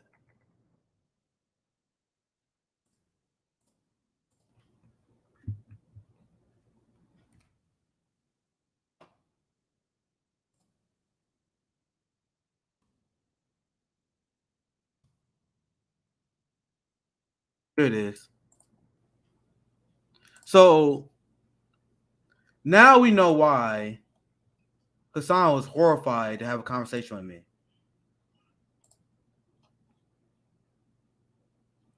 Here it is. So Hassan has almost 1 million Twitter followers. So he has about 20 times he got 20,000 times more followers than I do, right? Let's see, what is count now? Yeah, he had 1 million followers, right? So this is our General Strike Summit. Now, these deeply unserious people, they have Jimmy Dore derangement syndrome. They have Nico House derangement syndrome and Fiorella derangement syndrome, right? So we knew these motherfuckers would take the bait. When we was a new channel, we want people to watch the General Strike Summit.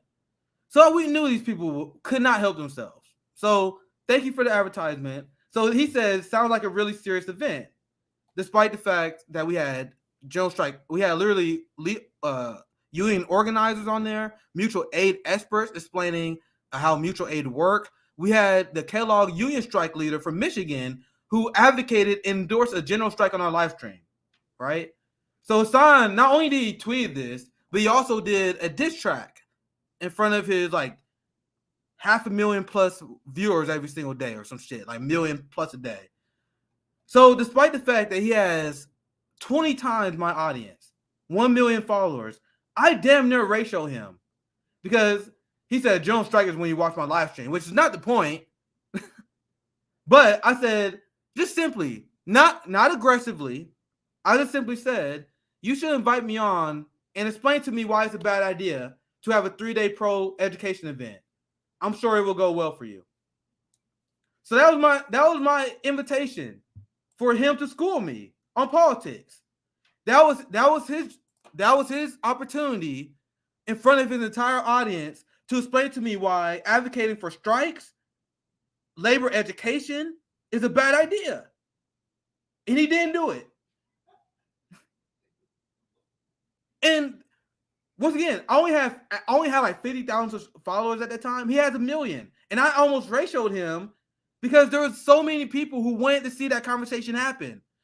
So many people wanted to see me versus Hassan because he criticized our summit. And then people was like, oh my God, Nick, SocialistMMA just clout chasing. You just chasing the clout. How am I chasing clout when he attacked our summit first? He did a diss track on our summit. And so I can't respond. We can't have a conversation about his criticism of a General Strike Summit. So the rich Twitch streamer who is a millionaire, he can make pot shots all day. But if I ask for a conversation, I'm chasing clout. Now, the debate between Jackson and Sam Seder exposed why they didn't want that to happen. Because you would see the class divide. You would see Hassan say shit I don't care. Because that's the last resort they have. The same way that Voss told black people they should vote for their oppressors. When I nailed him to the wall and I explained how Biden is the most anti-black politician you can vote for. See, and this is the thing. I want to touch on this. I want to touch on this. Because people say this all the time. They say, you always drag Sam Seder and Cenk Uygur, but why don't you go after Jimmy Dore? Why don't you go after Jimmy Dore? Last time I checked, instead of doing a diss track on the Jones Strike Summit, Jimmy Dore showed solidarity and spoke at the Jones Strike Summit. Last time I checked, instead of attacking the Medicare for All March like Voss and Hassan did, he actually spoke at the Medicare for All March. So Jimmy Dore is a class traitor. He is a millionaire that is joining the workers. He supported Forced to Vote. So if you had Jimmy Dore that was attacking, if he was attacking activists and being class loyal, I will go after him. But I'll go after Sam Seder and Hassan and Voss because they go after left activists.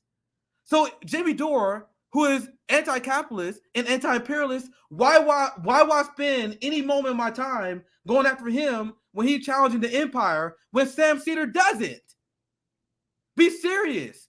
So Sam Seder and his audience, they smear and they attack Jimmy Dore and say he's a right-winger. What are you using to define right wing? I just showed you a clip how Sam Seder said he doesn't care about the police getting more money. We just showed how Sam Seder doesn't care about the AOC and the squad voting for pro-imperialism. So if you're weak on those issues, silence is complicity. How can you call anyone a right-winger?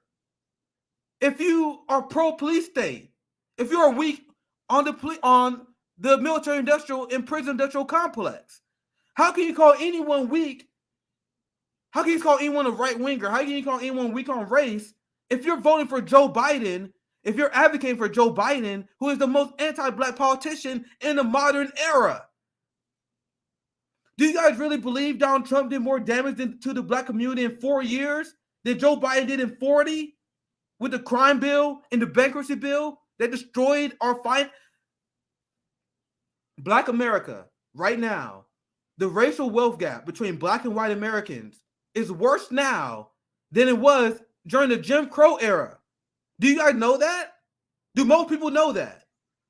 Because our wealth was tanked during the financial crisis, which Joe Biden was complicit with. Civil asset forfeiture steals our wealth at a 60% rate. Here, you guys want to see this? This is my favorite receipt because I know I got new people watching today. I gotta do a crash course in my politics. Check this out. The police sees 17 million in 3 years. Blacks targeted most. Once again, if you are weak on the issue of the police state like Sam Seder, you are not anti-racist. If you are not against the police that steals our wealth, you are not class conscious. So, about 65% of the people who were targeted for civil asset forfeiture was black males. But Sam Seder doesn't care. Sam Seder doesn't care. I had Jimmy Dore on my show. Jimmy Dore invited me on his show, and I spoke in favor of defunding the police on his show. He gave me a platform to do that. Is TYT doing that? Is Sam Seder inviting me on his show and giving me an opportunity to rail against the police state? No. So why would I attack a guy who's showing solidarity with my community that way? Of course I will go after the guy who's going after us, who support the police state like Sam Seder. So did I clear that up? Is Jimmy Dore perfect? No. No one's perfect. There is no such thing as a perfect ally. There is no such thing, I repeat, as a perfect ally. The most I can do is to ask you to stand in solidarity with our community on healthcare, which he did when he spoke at the Medicare for All March, and against the police state, like Jimmy Dore has done on our show when we asked him about it. When Sam Seder was asked about the police state, he did the exact opposite of Jimmy Dore. And he said, I support the police state. Now you guys understand why I don't waste my time with stupid ass Jimmy Dore derangement syndrome? Fuck. I don't know what this means because there's literally no way this is real. Don't ever let up. You're doing great work. Cop 20,000. I don't know what the fuck that is. I don't know what that is. So that's insane though. Whatever that is, that's insane. Thank you for the super chat. Whatever that is, that's insane. Anyone know what that is? Colombian pesos? I don't know. Anyway, thank you, Walter. I appreciate it.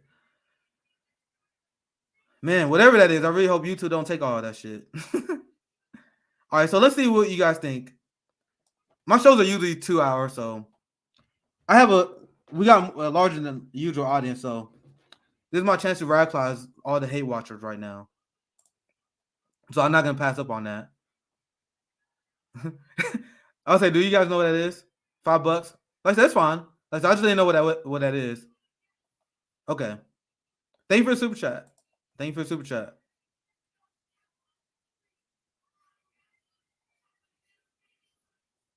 Yeah, actions speak louder than words. So once again, no one is a perfect ally. So you guys, people are always like, oh, Jimmy Dore said this. Jackson Hinkle said this. So-and-so you had on my show said this. I'm like, okay. I said something bad before too. But he marched for Medicare for All with us. Right? He supported the General Strike Summit, and I was on his live stream in front of 10,000 people, and he gave me the opportunity to promote it. He gave a channel with 12,000 subscribers a chance to plug our General Strike Summit. Is TYT, is Sam Seder, is Vosh, and Cal Kalinske, are they giving platform to young black activists? No. Cal is circle jerking to Vosh, who's a fucking Biden bro.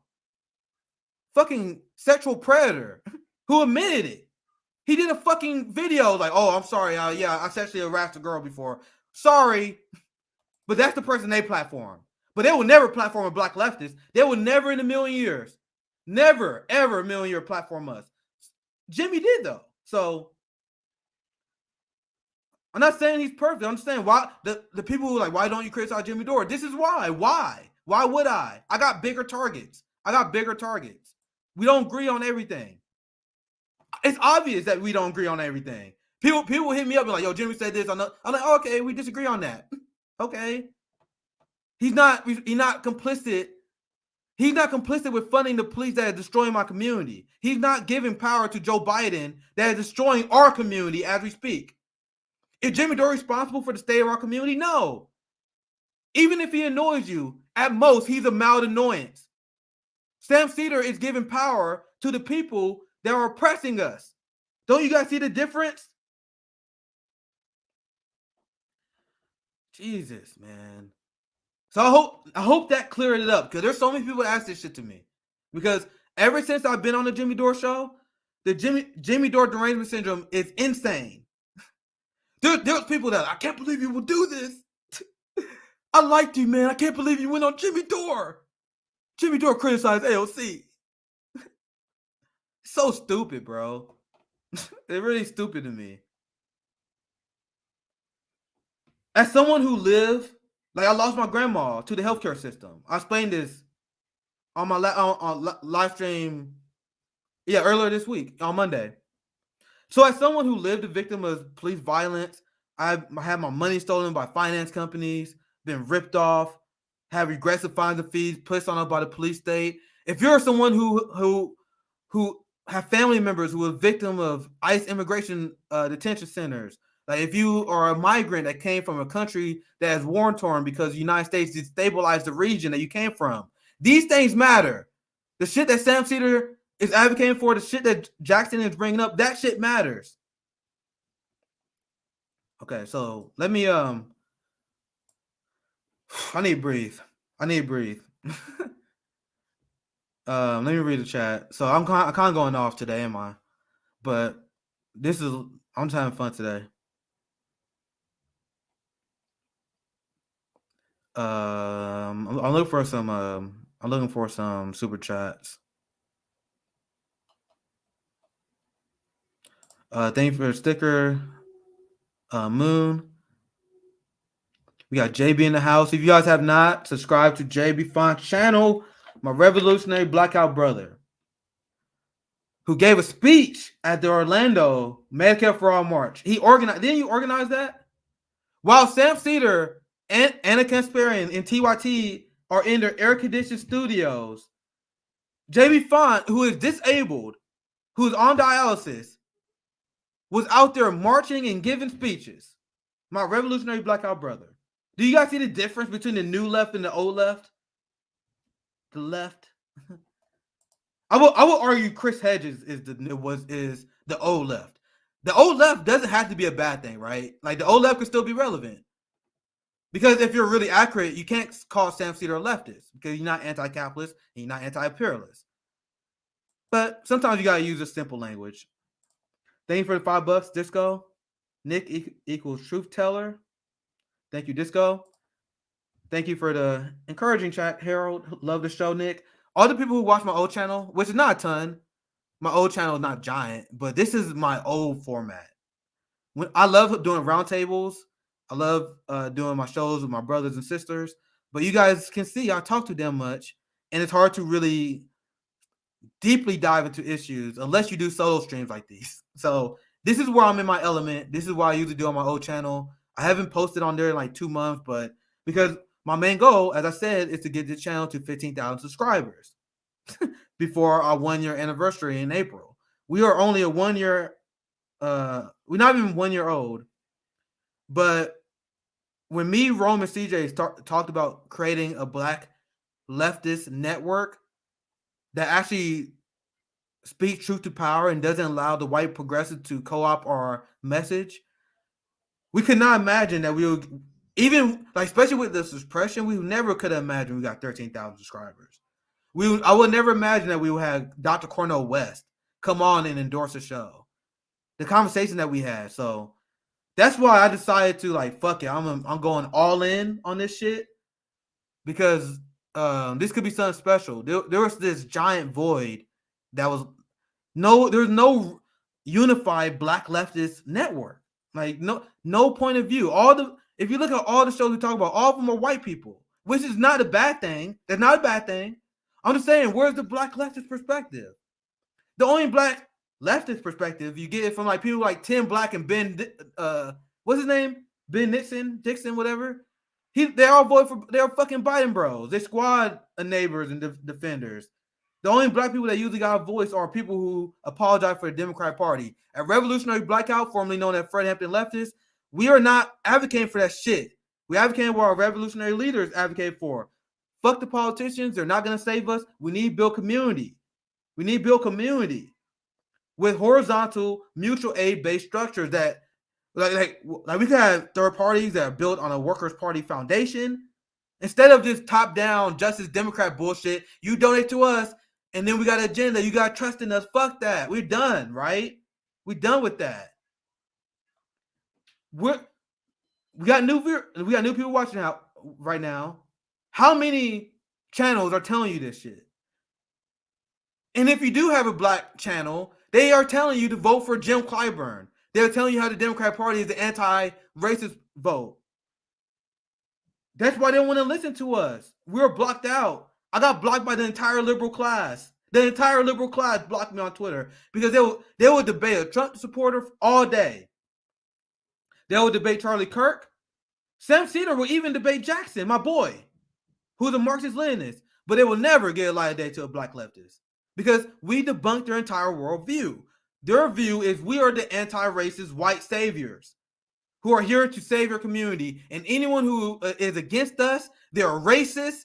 And the only way you are anti-racist if you support my political Democratic Party agenda. But then I explained to you guys, as I did for the last 2 hours, how the Democratic Party is the party of white supremacy because they fund the police state more than Republicans do. Democratic senators take more money from the police than Republican senators do. Did Sam Seder tell you that? Did TYT tell you that? Do you guys know that? Do you guys know how all the senators, Amy Klobuchar, it is second highest funded from the police. Derek Chauvin killed George Floyd in a blue state. Stop and frisk happens in a blue state. The LAPD is the most criminal organization in the world, period. That's in a blue state. So the TYT clown crew pretends that you fight white supremacy by voting for the Democrats that is fighting the agency of white supremacy. The military-industrial complex is the tool of white supremacy. And Sam Seder doesn't care about it, though. Do you guys see the difference between the new left versus the fake synthetic left and why we have to call them out? Because we are a tiny channel. Sam Seder has 1 million subscribers. He don't get the viewers he used to get, but he still gets 3,000, 4,000 views a day. Live viewers. This is a big stream for us. 500 is a good number for us. We still get a fraction of what they get. But you see the difference in the messaging? I had to put Sam Seder in the fucking title of this video to get you guys to click on it. Because YouTube only push videos that are about other big content creators, right? So it went for that. You guys mostly wouldn't be seeing me. But you see how they promote that, but they're not gonna promote a real working class movement like we trying to build here. But let me go to some more comments, because I see we got some more super chats. Oh man. Give me a moment to sit through some chat. Oh yeah, we gotta do the New York Turn story. God damn it. Cause I still didn't finish this. I'll go through that part. Man, I gotta do that real fast. Fuck. All right, I gotta find super chats real quick. Shout out to my man Robert. Subscribe to his YouTube channel as well. He does great breakdowns. Friend of the show. Thank you for the nice comments. Here's JB's channel. The whole point of this network is to uplift independent media.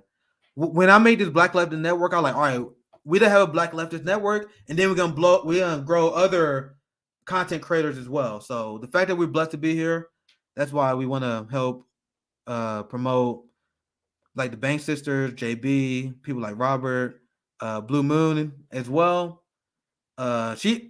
We're gonna have Blue Moon on the show here very soon. Subscribe to her channel. Like if I'm gonna have everyone watching, I'm plugging everyone today. Thank you for a super sticker. Hopefully I didn't read this twice. Thank you for the $5. Anyone asking about how much that was? It doesn't really matter. Like the super chat is just for solidarity, so I appreciate it either way. Thank you. This is my good friend Radical Leftist Agenda. Radical Leftist Agenda will follow me from like old school follower from my old school Twitch days. So she on Twitch. Make sure you guys subscribe to her as well. Thank you for the super chat. Thank you for the $5. Make it for all now. Hey Nick, big Jimmy Dore fan here. Love seeing you on Jimmy Dore. And started following you after your appearances last year. Keep up the good work. That's the plan. Like, bro, I don't know what they're gonna do because we blew up last year, despite the fact that it was an off election year. Like, no channel was really growing last year because no one was really following this shit. So 2022, during the election year, I can't wait. We about to have an election year, and I'm about to have an opportunity to tell people to don't vote for these motherfuckers. And I'm gonna make the argument why. And I can't wait to see how they deal with that. Our channel been suppressed. That's how ever since the General Strike Summit, they've been fucking with our numbers. Sorry, I gotta smoke again because I'm gonna be here for a while. I'm taking advantage of the numbers here.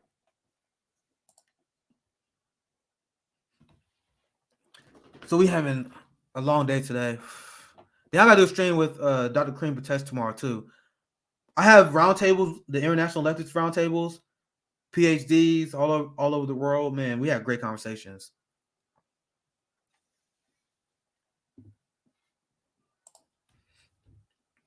Thank you for a super chat. I thought Sam was supposed to be a tough debater. Both Brianna Joy and Jackson handled his ass. I was shocked at how often he shrugged arrogantly and says he doesn't care when confronted. So, I've actually explained this concept before. Thank you for the super chat. Sam Seder, Vosh, Hassan, these people are known as good debaters because they debate right-wingers. I told you guys, right wingers are intellectual lightweights. They're deeply unserious. It's easy to debate Charlie Kirk. It's easy to debate these right-wing Twitch streamers like Destiny who are unserious. What happens when you have someone who's a part of the proletariat? What happens when you have someone to the left of you? Like, they are not used to dealing with that. Sam, Hassan, Voss, these people, they are not used to dealing with someone who outflanks them and who can expose their hypocrisies. The right wing are so deeply unserious, and they are so in love with the culture war.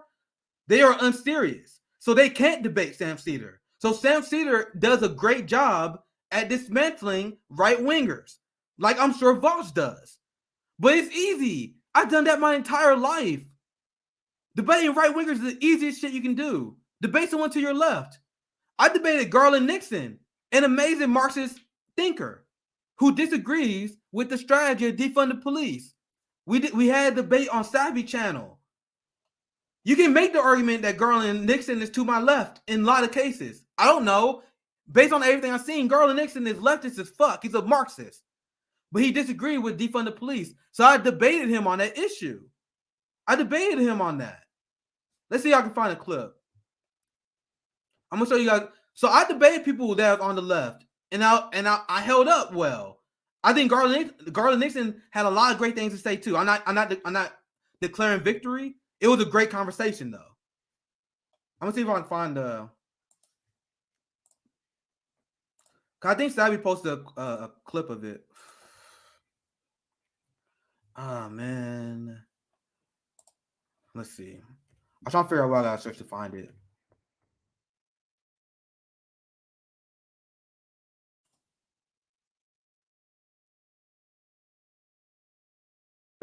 The point of the debate was he was making an argument on why he didn't like the slogan. But I don't understand that. Here it is. I'm glad that Savvy had it here. I'm gonna show you guys how two real men debate. Right now, I'm not dissing Jackson. Jackson, my boy.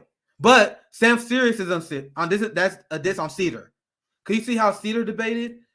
Despite the fact that me and Garland Nixon had disagreements on this issue, like we discussed this like people who have mutual respect for each other, because we do. If you guys don't know, Garland Nixon was on Jimmy Dore's show. He made the same argument. So check this video clip. Defund the police. This is part 2. And this time we're going to have this discussion with Garland and Nick. I'm more so going to be more like a moderator. I'm going to ask the questions and I'm going to let them have the discussion. So the first question that I have, do you have an issue with the phrase? I'm going to go ahead and start with Garland. And I find that intuitively, I don't like it. And so I ask myself, why? What is it that you don't like about it? Why does it not feel good? You know, because I take it literally. And because, as I've said before, it has an anarchist sound to me. That's kind of the rhetoric, to be frank, of the anarchist that say no government, no police, no nothing. We just all, it's kind of like the, you know, a libertarian kind of thing. Now, now here's the thing about it. I know that the policies behind that phrase are not anarchist policies, are not like, let's just get rid of all government and just run in all different directions like a bunch of lemmings.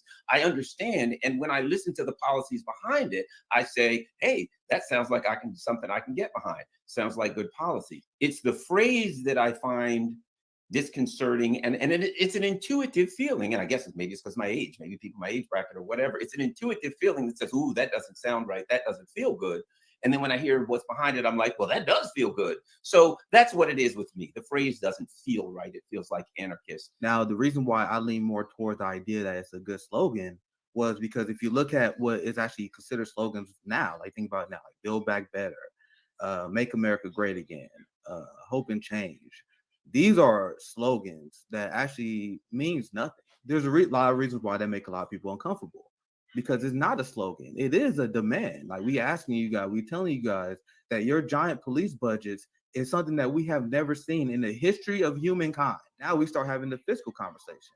Now we start on the route of education as well. Another key reason why it's important to have a slogan that is actually a demand. You can't have, it won't be watered down and hijacked by the liberal class. Slogans I consider to be good demand-based slogans. Think about it. Cancel student loan debt. I think it's a good slogan. because it's a demand. Cancel student loan debt. But even that demand was hijacked by the liberal class.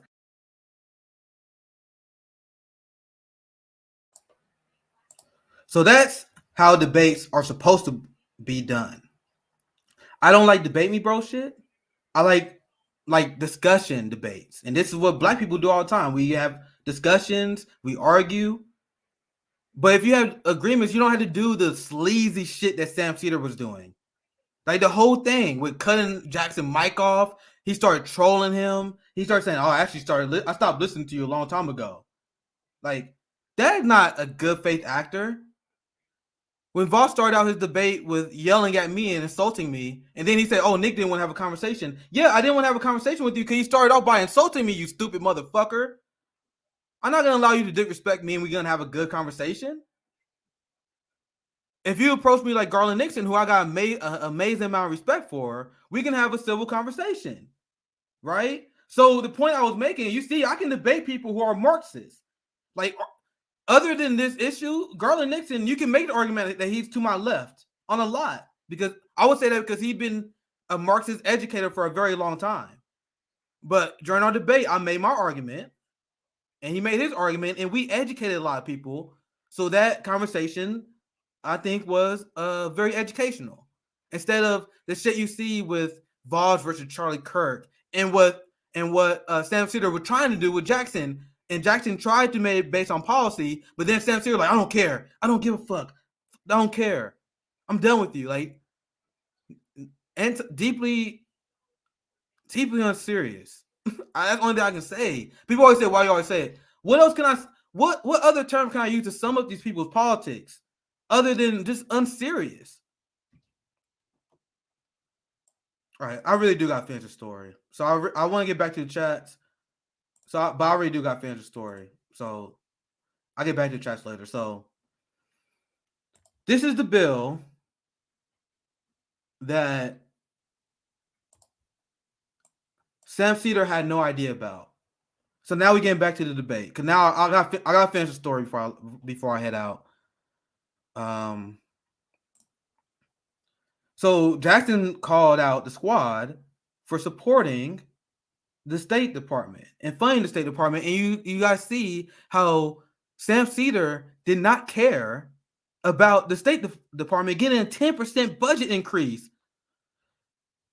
I know that doesn't sound like a lot, but when our State Department makes as much money as it does, the Pentagon makes as much money as done, 10%, we're talking about a fucking ton of money. Sam Seder was like 10%, 12%, who cares? Let me show you guys the consequences of that. Samira Khan been on fire tonight. Shout out to her. So this was the State Department bill that was mentioned by Jackson Hinkle in his debate with Sam Seder. So let's read through this. So that's the funding bill. So the bill contains a total of $18.2 billion. You can end homelessness with that amount of money, guys. What are they doing? Are they serving the American people? Are they protecting and serving you? No. It's for diplomacy efforts to enhance peace and stability around the globe. And how do they do that? How do they maintain peace and stability around the globe? They say they provide security assistance, which is pretty much weapons and financial sanctions. And that's what Jackson was explaining to Sam Seder. He said, "Here, I'm gonna show you the clip." He was like, "You don't care about the defense contract." Here, I think this is it. Here, because this is what Jackson was trying to explain to him. I'll play this again for new viewers.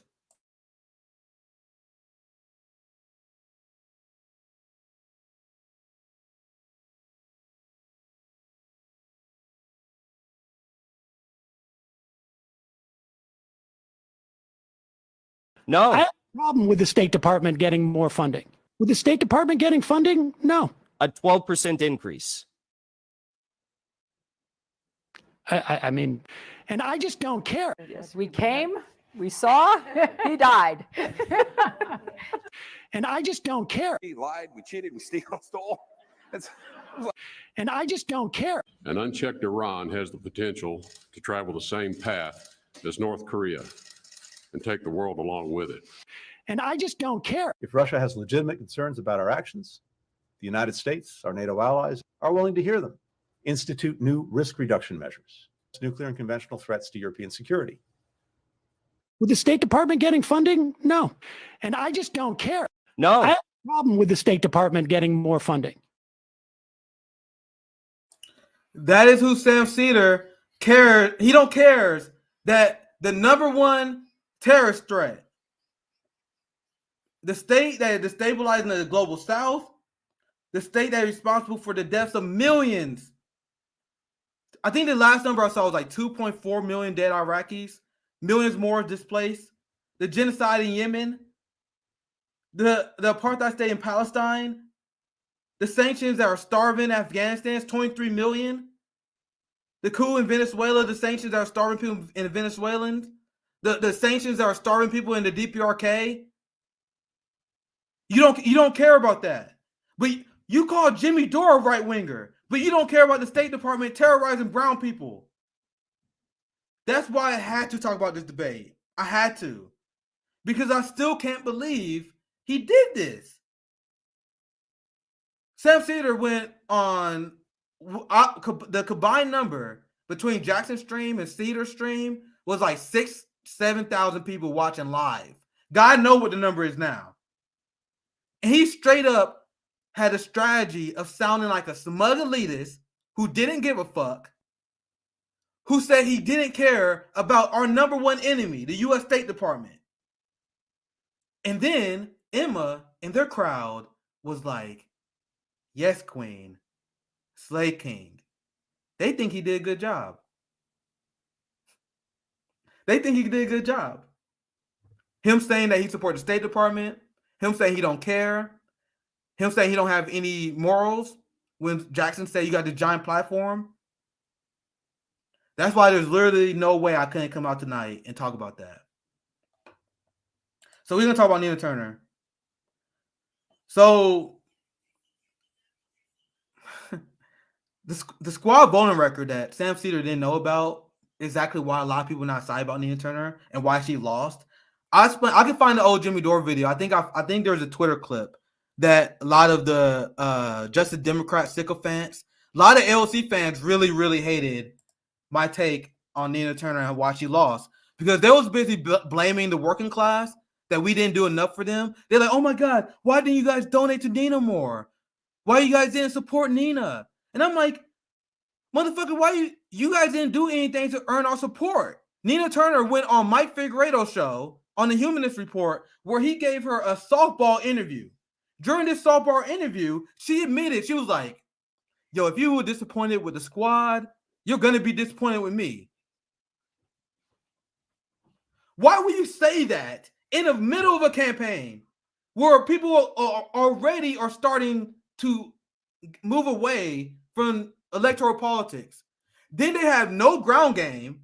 They think they was going to outspend on ads a neoliberal campaign that is funded by dark money. So you guys realize they used the same strategy on Nina Turner than they did on Bernie on Super Tuesday, but the progressive boutique left did not adjust to it.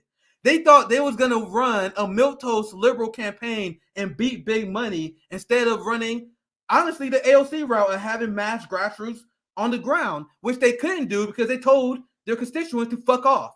How is it a good idea to tell your constituents to fuck off when you need to defeat corporate money? You guys suck at your own strategy.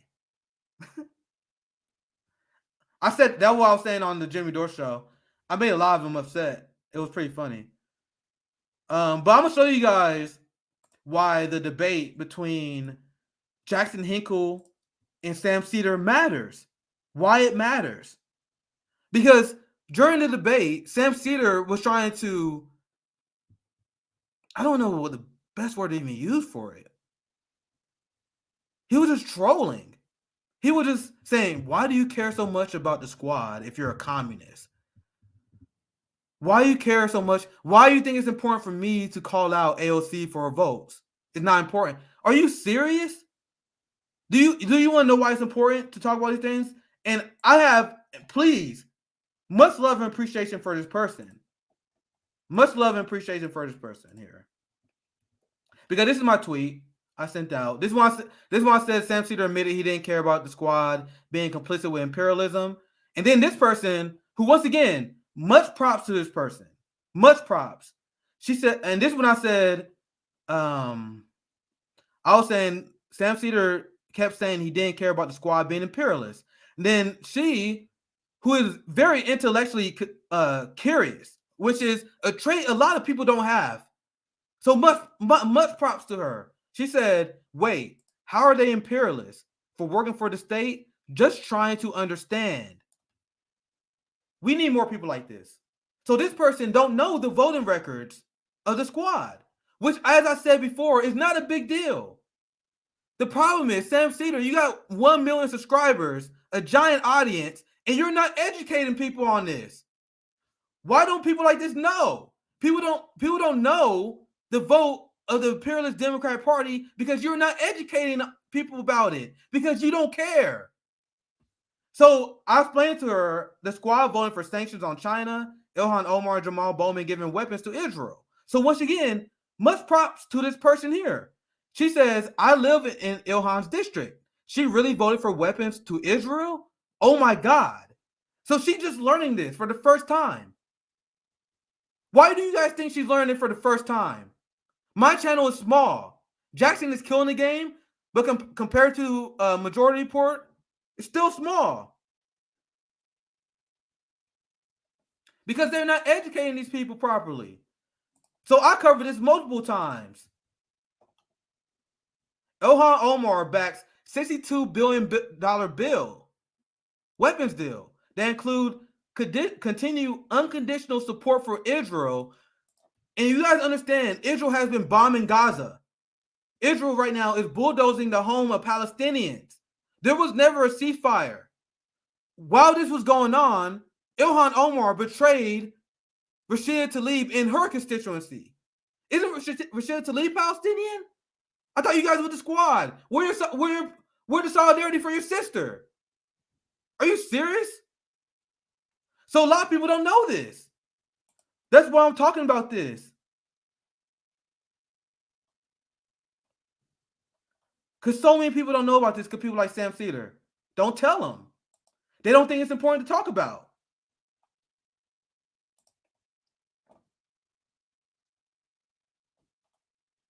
So after this debate, and after seeing the boutique left come against all our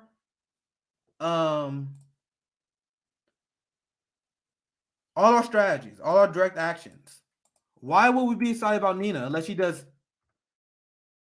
a complete 180 on strategy? Like I told you guys, I'm not interested in the hope and let's watch this here. I'm not interested in hope. I explained this on the Nick and CJ show. In order for me to be supportive of a leader at this point, I don't want the Bernie Sanders style. No more hope and change, optimism, progressive. None of that bullshit. I'm done with that. No, oh my God, I'm optimistic. Oh my God, I think Biden's gonna be great. Oh yeah, we lost this struggle, but I think all I gotta do is keep. No, none of that. We need a leader like Fred Hampton. We need a leader like Malcolm X who says we need to form a coalition to defeat our police state and capitalism, or we will die. No more of this shit like, oh no, we trying our best. It's all good here. We took a loss here. Oh no, let's capitulate to an establishment here. No more of that. No more of that. We need a leader that said we gotta do or die. Imagine if we had Bernie Sanders after he lost 2 times and said, okay, the climate crisis is so crazy, the class warfare is so insane. I know I said I would support the Democratic Party candidate, but the odds are so insane. We need to keep the email list. We need to keep the worker class movement going. We need strikes. I would be supportive of that. That's not their intention. That is not Nina's intention.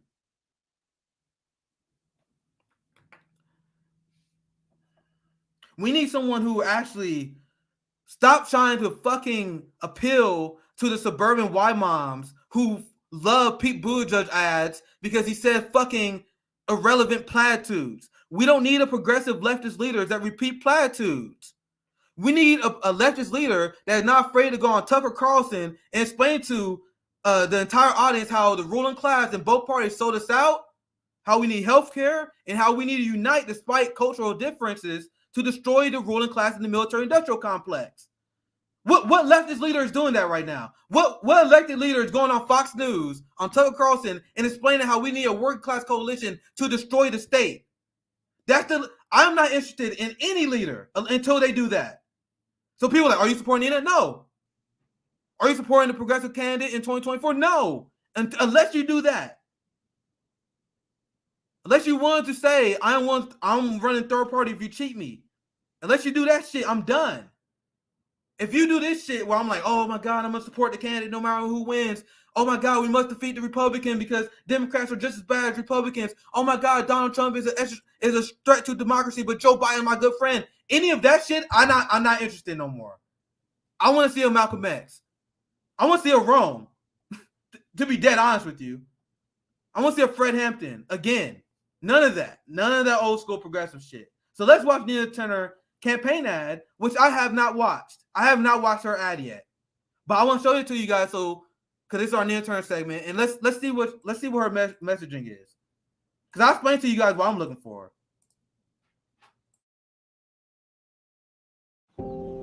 America is at a crossroads, wrestling between two futures. Do we sacrifice the poor, the working poor, and the barely middle class to protect the ultra wealthy? Or do we treat our people as America's greatest asset and ensure everyone has a real chance to live a good life? Families are struggling with higher gas and food prices, stagnant wages, and shrinking benefits, while corporations make record profits. These are unprecedented times. Our leaders can't settle for just enough. They must fight. See, I know I'm nitpicky, and I'm not saying I'm hating her for this, but what did I just say? What did I just say? I'm not interested in this. Why is Nina Turner showing people smiling? There's a homelessness crisis. There's a massive pandemic where the hospitals are overran. People don't have health care. People are starving. And you're running a campaign ad with people laughing and smiling? What kind of shit is this? You guys want me to support this? I told you not. I don't want this shit. The suburban mom is not voting for you despite this shit. You need to build a coalition of people who had enough.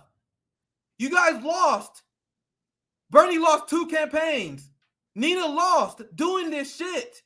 You guys keep doing this and keep losing. The American people are pissed off. Most people are done with the two-party system. I just covered that story. The majority of voters are done. You should be running campaign ads attacking the neoliberal establishment. Show the homeless lines. Show the food banks. Show the hospitals overran. And say, well, this is why we need Medicare for all. Joe Biden is responsible for this. I'm sorry, let me finish it because I told you I don't want to see the optimism. A real chance to live a good life. Families are struggling with higher gas and food prices, stagnant wages, and shrinking benefits, while corporations make record profits. These are unprecedented times. Our leaders can't settle for just enough. They must fight for what we deserve. I'm Nina Turner, and I'm running for Congress because we deserve a voice for change in Washington. A leader who is on the side of the people, not out for the powerful or out for themselves. A leader who understands that healthcare has been denied to millions of Americans for far too long and will.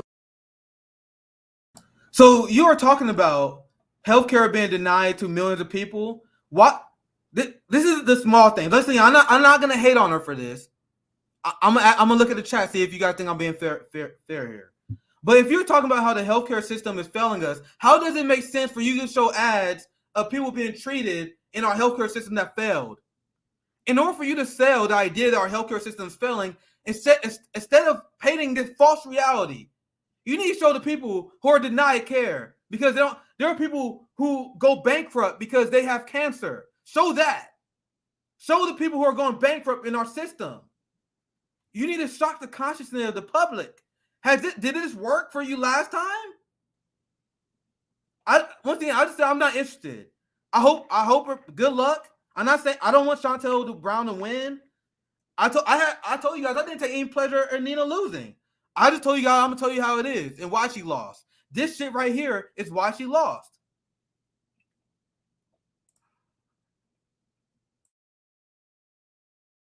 We'll fight for Medicare for all.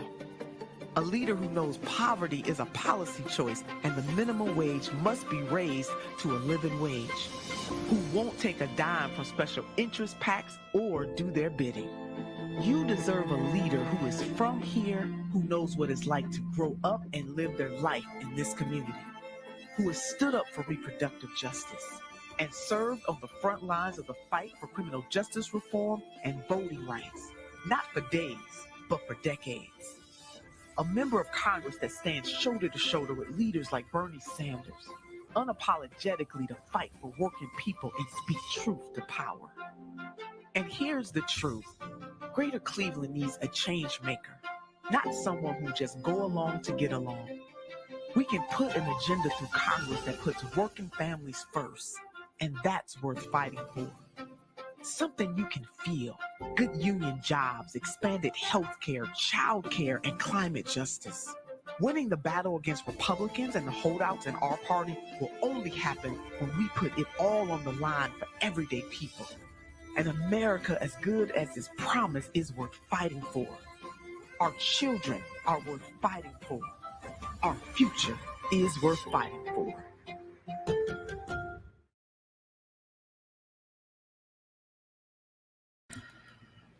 Am I an asshole? You guys can tell me if I'm an asshole. I'm okay with that. I'm okay with it. For real, I'm dead serious. Like, you guys not gonna hurt my feelings. Am I an asshole? That was horrible. When you're looking at the time that we live in right now, that's a horrible ad. Once again, I'm not even saying I'm not ruining against Nina Turner. I'm not saying that. I'm just telling you guys how it is. I see no benefit. I see no benefit in rooting against her. But I'm gonna be real. I even admit to you guys, there's still a part of me that have a little bit of soft spot for Bernie, but that doesn't stop me from roasting his ass. Like even if I like any of these people, that wouldn't stop me from. That's a horrible ad, and there's literally no reason for me to support that. There is no reason for you to donate to that instead of mutual aid. I told you, I didn't see the video. I didn't see the video before this. I was giving her a fair chance, but that was a horrible ad. That does not match the anger that you need. Are you trying to win over Pete Buttigieg supporters? Are you trying to win over the Beto O'Rourke crowd? Who are you trying to win over? Now, let me explain. I'm going to tell you guys this anecdotally to wrap up a stream. A lot of you guys don't know, but I got started out as a citizen journalist traveling for the Bernie Sanders campaign. Now, I have a lot of criticism. Of Bernie Sanders. But I told you guys, I don't regret that because I was giving speeches in black barbershops preaching socialism. I radicalized so many people in my community. That's why I don't take it back. I will have a different strategy now. But I think the only benefit of electoral politics is using that to form a working class movement and radicalizing people. Because electoral politics, people are engaged. So use that time to pull people to the left and get them involved in working class movements. So despite the fact that Bernie Sanders isn't who I thought he was, I still sold that idea to people, and I would not take that back. Right? And since I know I got new viewers tonight, I had conversations with the most conservative black people you can imagine. I was in South Carolina. The most conservative black people in the country. To give you guys an example, I was talking to this old black guy. He started out extremely hostile. He thought I was some guy who was trying to pick up his daughter or some shit like that. It was funny.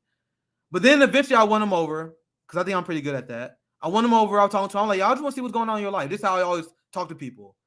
I wasn't selling them shit. I was like, yo, what's going on in your life? And I'm going to see, and I connected to what's going on in policy.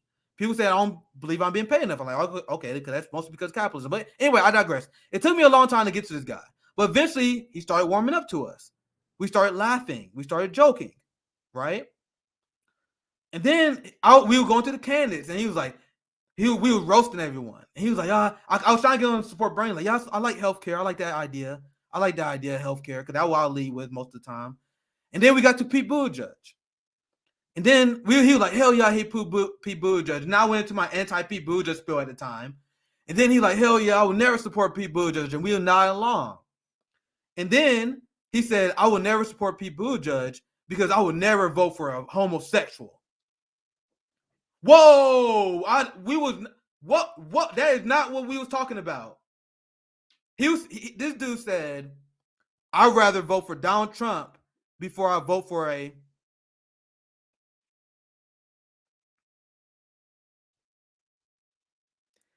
These are the people I was talking to. You guys have no idea how socially conservative, especially a lot of black people in the South. So I'll paint you the picture, the kind of people I was talking. You guys understand how many people I got to agree to healthcare? You know how many people I got to agree? One thing I was telling people about, because a lot of these people in South Carolina, they didn't even know who Bernie was. They barely knew anything about the campaign because they didn't have internet. So one thing that Bernie did that was a great policy was providing public broadband to rural areas, high-speed internet.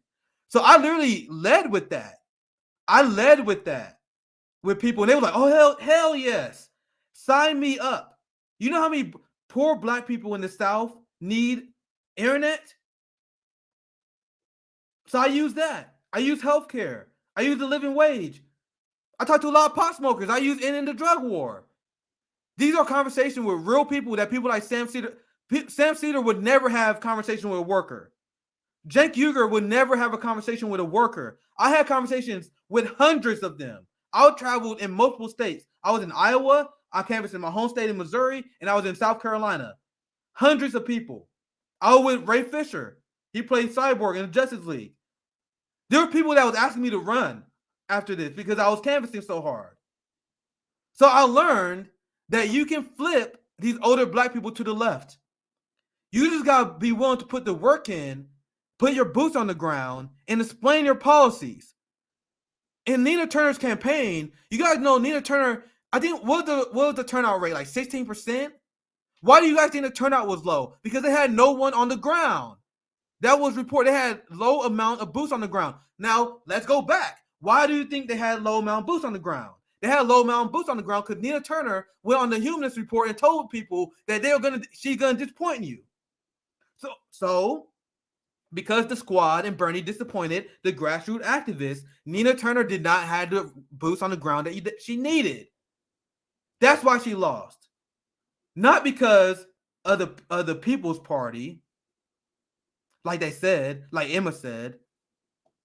So I'm gonna show you guys my analysis that they melted down with, and then I do a quick Q&A, and then I wrap up. I think 3 hours is good. This is the Nick experience, right? Joe Rogan does it. I can do 3 hours. Fuck. What do I have to search for this?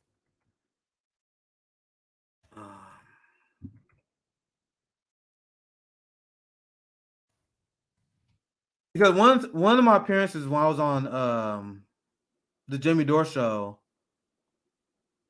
we talked about why Nina Turner lost, and then like one of the people who always try to go after Jimmy Dore, he was trying to attack me for my reasoning. God damn it! I wish I could find the video. What do I gotta search? I'm gonna say.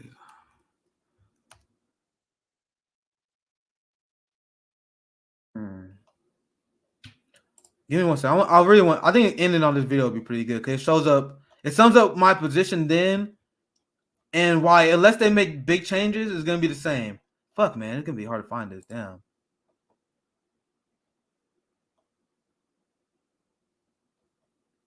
Fuck. Maybe I might do another live stream. I can't find it. I don't know where to search to find it. I'm gonna search one more thing. If not, I'll do a Q&A and then we wrap up.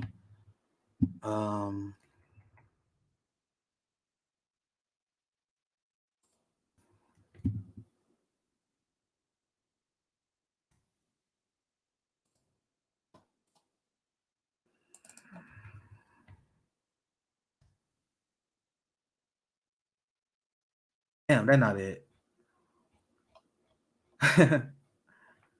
Oh well, maybe I'll share it next time. I don't know. I wish I knew. I knew how to find it. I know it was on Twitter. Okay, let me take the last super chats. Fuck, I wish I could find it. But I think Jamie has a clip of it. Let me see if I can find the clip on Jamie's show. Hope you don't get mad if I showed it.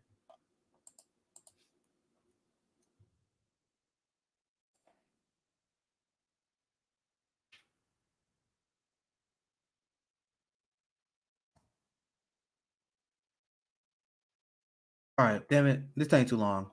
All right, thank you. Thanks for sticking with me, guys. This ain't too long. One last search. I don't know why I can't find it. Oh well, not a big deal. All right, any last super chats? Yeah, the only reason I'm smoking because I knew this would be a long stream today, and I have a lot of people watching. So the only reason I'm smoking, not to be cool, is just because I got a lot of people fucking watching, and that shit eases my anxiety. You guys can tell I'm not a public speaker. I'm not a natural I didn't have any plans on doing this shit. I just happened to do it. So you guys can tell I'm not a natural public speaker. So I got smoke just to ease my anxiety, make me relax a little bit. That's all. All right, let's do a Q&A and we wrap up. I want to do a long stream today because we had a lot of support today. I'll be honest, I've been very happy. We carried pretty much 400 views, pretty much the whole stream. So I hope you guys who are new watching stick around because we upload every day.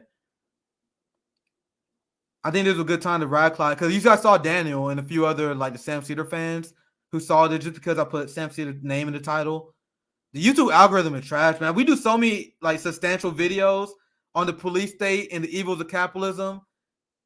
And then like those never get picked up by the algorithm. And then all I do is put some fucking YouTube beef in the title. Now everyone watching. I'm not complaining, but you guys see what they do, right?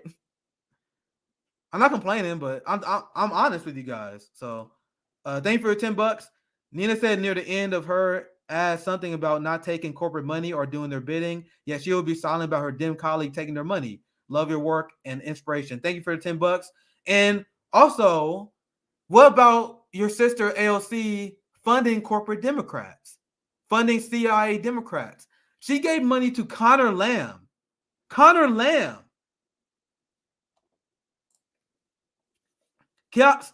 supported every single intervention. He supported expanding the CIA. He's a CIA tool. And AOC gave him money with your donations. But Daniel wondered why I criticize her so much.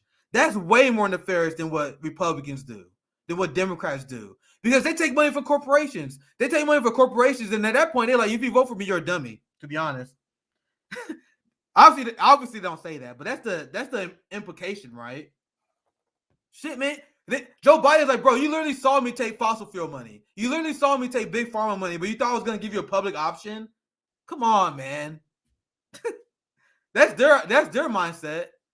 But meanwhile, AOC and the squad, they take money from poor working class people, and then they don't deliver, and then you guys get mad when we get upset at them. Sam Seder was mocking Jackson for being upset at the squad. He was like, oh my God, he's like a scorned lover. He's like a scorned lover. You see the class divide? Yeah, I'm a scorned lover. We dedicated time and resources. If you want to call me a scorned lover, I guess. I'm sorry they tricked me. I fell for it. But I got the right to be outraged about it.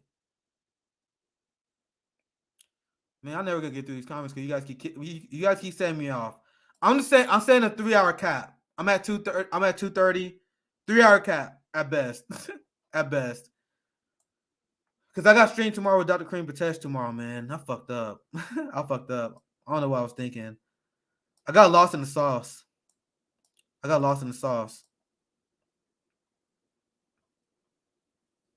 see what you guys are saying. I got to at least read the super chats because I know someone was really pissed, man. What are your thoughts on Justice Breyer retiring? The Supreme Court justice and the Supreme Court would never, ever go on the side of the working class. So yeah, people are fear-mongering about the Supreme Court. I'm like, dude, stop. When has the Supreme Court ever been pro-black? When has the Supreme Court ever been pro-worker? You guys know Ruth Bader Ginsburg, the neoliberal queen? She used the doctrine of discovery multiple times to side with oil companies and exploration in indigenous territories. If you guys don't know, the doctrine of discovery is what our colonizer ancestors, well, the white people, your guys' ancestors, to be honest, that's what they use to justify the genocide against the indigenous people. The idea that we had manifest destiny, that we had the legal right to genocide people on our land. So Ruth Bader always fuck her name up, but you guys know what I'm talking about. Ruth Bader Ginsburg. She used that precedent to side with the corporations against indigenous people. That's the liberal justice, guys. I get the conservative justices are scaries. I get it. But the liberals are not going to save you either. I'm going to show you guys an old meme. I hope I can find it because I don't know what to search to find it. It was one of the first memes I ever made. Damn. But my whole point is I didn't trust Joe Biden with a Supreme Court pick either.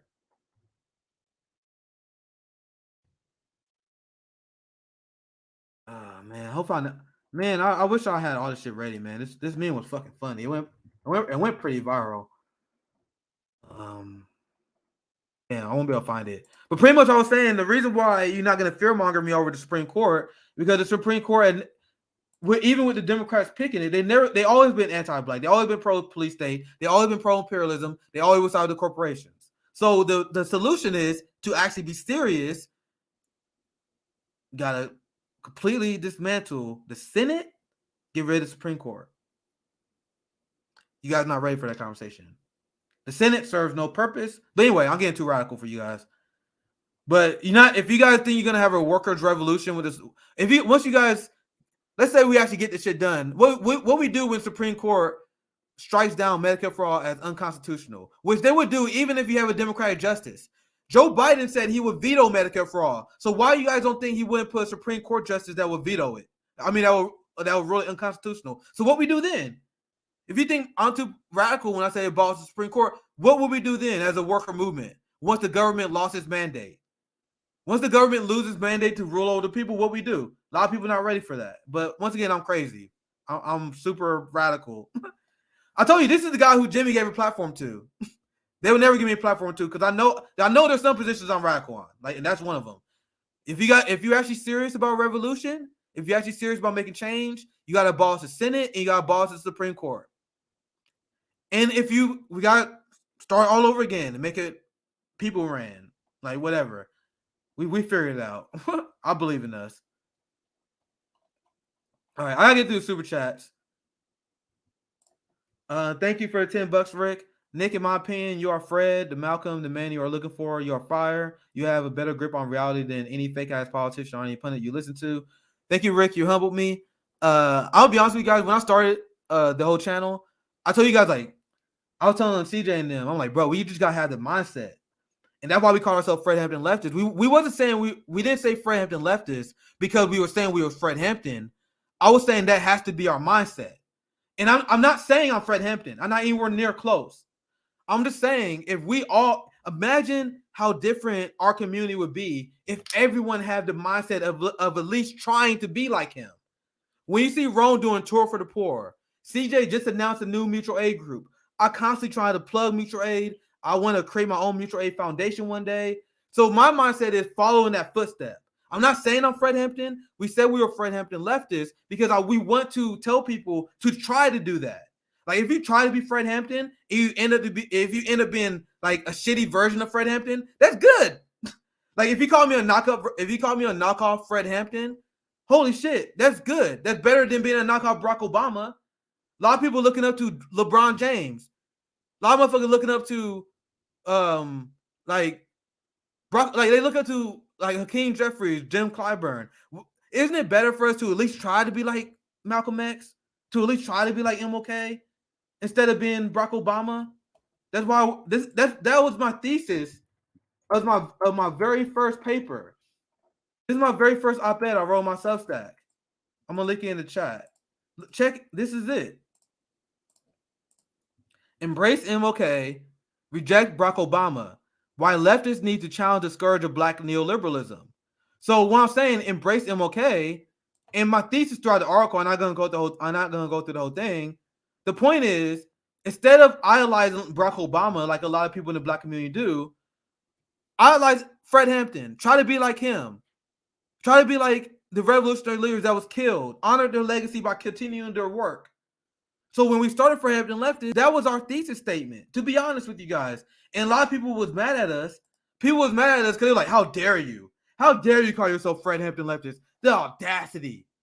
My response to that was, as a black man, I have the right to strive to be like my revolutionary leaders I look after.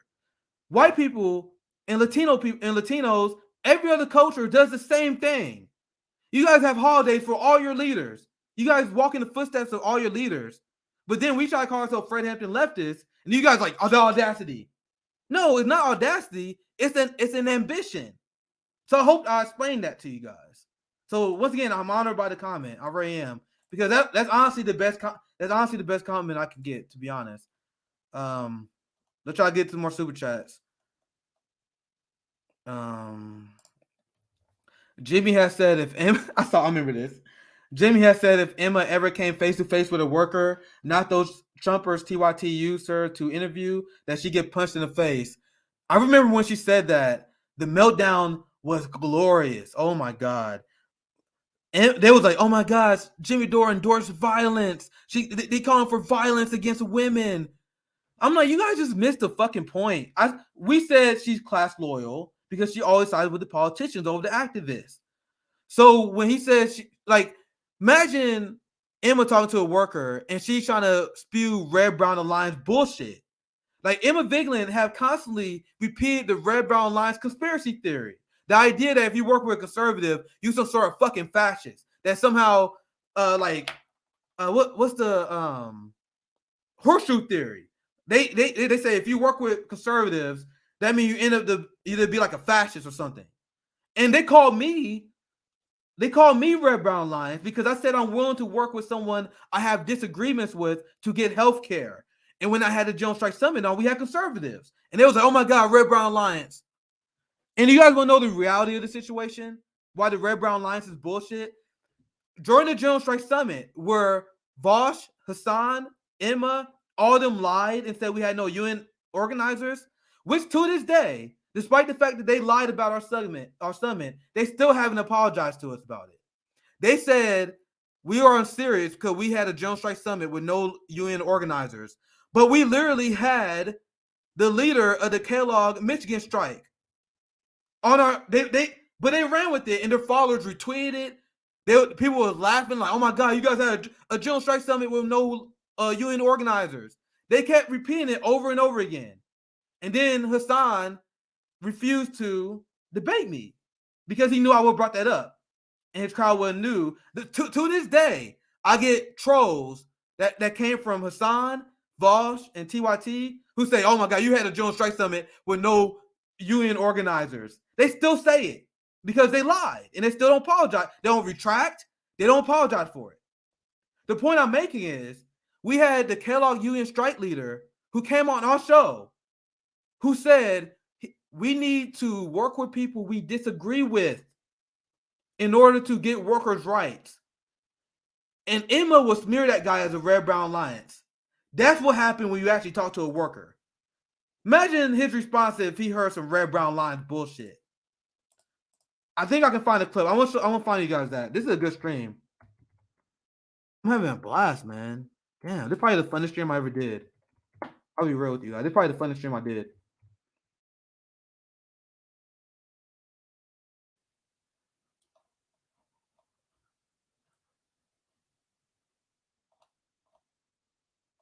Oh man, I got so much shit to show you guys. Because I want to show you guys the clip that got us mirrored as Red Brown Alliance, right? There's so much to say about this. Do I even have time? Do I even have time, man? I'm about to show. I'm gonna find a clip because I know we posted it on our Twitter. We posted it on our Twitter, but this was the guy I'm talking about because I screenshot it at the time. This was the Jones Strike Summit. You see how we literally plug in strike funds. Everything they said we wasn't doing, we was doing. But They attacked us because we didn't have the credentials. They were using CIA tactics. We didn't go through the proper channels. So they saw a group of young black activists holding an event, and they immediately assumed that we didn't know what we was doing. Don't you see the classism there?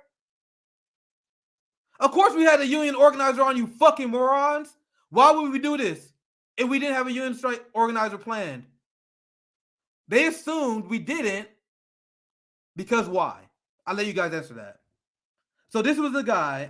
I want to see if I can find the clip because we posted it on but he explained, and this is why I tweeted.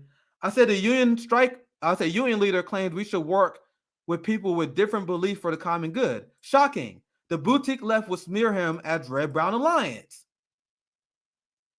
You notice they didn't cover this. They didn't cover this part.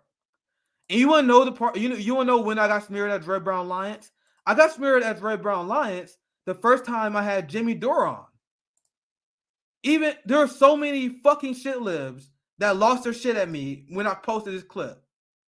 Because there's so many people who had Jimmy Dore derangement syndrome. So this is the first time we had Jimmy Dore on.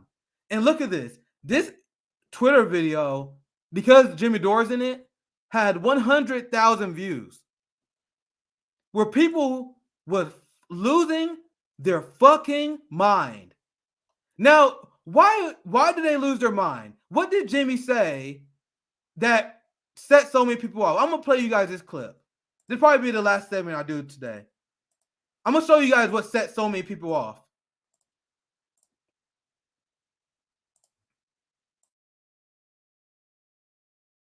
Not left-right solidarity, class. And that's what they can't get through their fucking head. That's how you organize. And the problem with that guy, Magnus, who's a Boogaloo boy, is that those are the kind of people who used to vote for Democrats 30 years ago, and they aren't anymore. Because they've been squashed also by the fucking capitalist machine. Those guys are victims of the capitalist machine, just like if that guy's unemployed. He wasn't getting his COVID relief. That's why everybody's fucking bringing guns to the Capitol, because their livelihoods are being taken away from them. So why don't you engage them? And so what I tell people is, what is your message for that guy? That guy says he's pro-Black Lives Matter. He says he's pro-LGBTQ. He's anti-Trump. He's anti-war. You don't have a message for that guy? That's your fucking failure. And those are people trying to conflate what was that. Everybody, they wanted to make you think half the country's racist, and so we can't work with them. The Republican Party's always been racist. 3 out of the last 4 RNC chair people apologize for the fucking Southern strategy they've been doing my whole life. So this idea that racism just got invented by Trump is fucking crazy. And so they've been working with these motherfuckers. Joe Biden's a racist.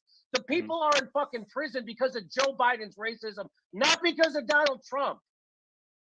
So that's what I say. Nobody who watched that interview with me doing that interview could criticize me, except that fucking jerk off Jerry who claims to be a socialist. And I go, what's your message for a guy like Matt? He goes, I don't have a message for him. I go, well, then you don't know how to fucking organize. That's not how organizing works, and that's why nobody ever heard of that guy. Yeah. I'm just telling. So if you're going to organize, when you go to at Occupy Wall Street, did you go and ask somebody, are you a Republican? Are you a Democrat? Are you a libertarian? Are you a socialist? Are you a progressive? Are you a boogaloo? You don't fucking do that. That's not how you organize. Exactly. You go, here's our ideas. Here's our fucking goals. Do you share these goals? Do you want to work with us? Let's work. Hey, that's why Bernie Sanders hooks up with fucking right-wingers to end the war in Yemen. Now, when I play that clip, and I'm going to show you guys the reaction, the neoliberal reaction that I got out of that video, it got 100,000 subscribers. I mean, followers or viewers, whatever. I'm asking you guys, what did Jimmy say that was inaccurate? Now, I went on to explain in an interview, and I debunked the whole Red Brown Alliance conspiracy. Now I'm going to do it again, since I can't find the clip. The concept is, and this is what they were saying. They got mad at Jimmy because he said, oh my God, Magnus worked for the Boogaloo Boys. He's advocating for the Red Brown Alliance, right? At no point did he endorse the Boogaloo Boys. At no point did anyone endorse the Boogaloo Boys. I told you I'm not forming an alliance with you unless you are anti-imperialist and you're willing to end the police state and you're anti-capitalist. So if you're forming a coalition with me to give me health care, I said, if you are a conservative, I don't care what you believe. I don't care. We form a coalition to get health care. So I wrote an op-ed that explains that Medicare for all is the most pro-Black policy position that you can advocate for because Black people hold the most medical debt, right? Since Black people hold the most medical debt, if you're forming a coalition with me to end medical debt and give our community health care, that's you showing solidarity with me. So I am willing to give you a benefit of doubt and form a coalition with you to get that done. That is how coalition building works. Now, as an educator, you can help push people to your direction as you build coalitions, but that's why we march with conservatives on healthcare. We marched with conservatives on the Medicare for All march, and they melted down because of that. The Kellogg Union strike leader said, just like Jimmy Dore said, he said when you organize the workers, you don't separate them. You don't be like, hey, do you vote for Trump? Hey, do you vote for Hillary? Do you vote for Joe Biden? Are you a Democrat? Do you believe in QAnon? Do you believe in Russiagate? You don't do that. The Kellogg Union strike leader, and I wish I can find a clip. Maybe I might do some more digging. But he said you got to work with people who disagree with you. You got to vote for people. I'm sorry, you got to work with people who disagree with you in order to get an individual task done. This is how you get shit done. This is coalition building. This is what the Kellogg Union strike leader said. Meanwhile, Emma Vigeland pushes Red Brown Alliance conspiracy theories all the time because she doesn't talk to workers. Now, what these white progressives would say, they would say you gotta draw line in the sand, zero tolerance for racism. So I don't care if you support healthcare, I don't support if you support living wage. We cannot form coalition with racists no matter what. I'm like, okay, if that's your position, be consistent. So I have friends that's their position. But my friends also didn't vote for Joe Biden. My friends also didn't build coalition with Democrats. So the same people who fearmonger over Red Brown Alliance, they are quick to vote for Jim Crow Joe. They are quick to form coalitions with a racist Karen. So why is no tolerance racism a bad thing when we fight for healthcare for my community, but you can vote with neocons to increase the State Department, Sam Seder? Why is it okay to form coalitions with racist Democrats, but it's bad for me to fear and hate my neighbor in order to get health care? So as far as I'm concerned, if you are pro healthcare, which I claim is the most pro-Black policy position, if you're pro healthcare, that means you are acting in a pro-Black way. I repeat, I said, and I want to do at least a decent job of sourcing. I wrote an entire article that I broke down where I explained how there's a healthcare genocide of our people. And if you don't support Medicare for all, I consider you anti-Black, right? So if you form a coalition to me to get Medicare for all, I'm like, okay, I'm giving you the benefit of the doubt because you helping me. You want to know who's not helping me? You want to know who's not? The people who refuse to march with Medicare for all with us. The people who smear and attack the Joint Strike Summit like Hassan and Bosch. Like the people who refuse to be seen with the Medicare for all march because they are seen as deplorables. The squad abandoning Medicare for all is more anti-Black than anything Magnus has done. I know Magnus. I don't fuck with the Boogaloo Boys because I don't know that much about them. I haven't heard great things. Because me and CJ, we didn't even know who the Boogaloo Boys was before this. I got the KKK where I'm from. We didn't know who they was, but I know who Magnus is. And he was like, yeah, I support healthcare. I support ending the police state. I want to end the wars. Okay. If you don't support ending the wars, you're not anti-racist. Democrats. If you don't support ending the police state, you're not anti-racist. Democrats. So Magnus supports ending the police state. He supports ending the wars, and he supports getting us health care. And he for pro-gay people. So even if he's imperfect, which I'm sure he is, you have no right to call him a right-winger. You have no right to say we can't organize with these people. You have no right. So if you're going to be consistent like I am, I'm consistent. I told you guys I am willing to work with imperfect allies in order to get stuff done, because I am confident that as we form coalitions, as we have conversations, I can drag them to the left on issues they're not there yet with. I educated many friends on important issues and drag them to the left. I'm confident enough that I can do that as we fight for healthcare, as we fight for ending the wars. I'm confident I can do that. But meanwhile, the boutique left, they just want to shut off all communication altogether. Now, the last point I want to make, I know this is such a long point to make, because I got to debunk the whole red, brown lines bullshit. I have a friend named Rob, who he explains how he had racist family members, he had racist friends, who he converts to the left. And this is not easy.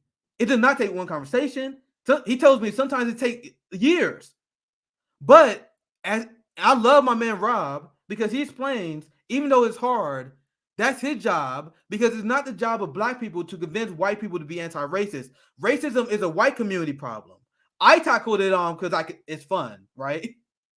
But if you're a real ally, instead of shutting off people that's racist, you need to bring them to our side.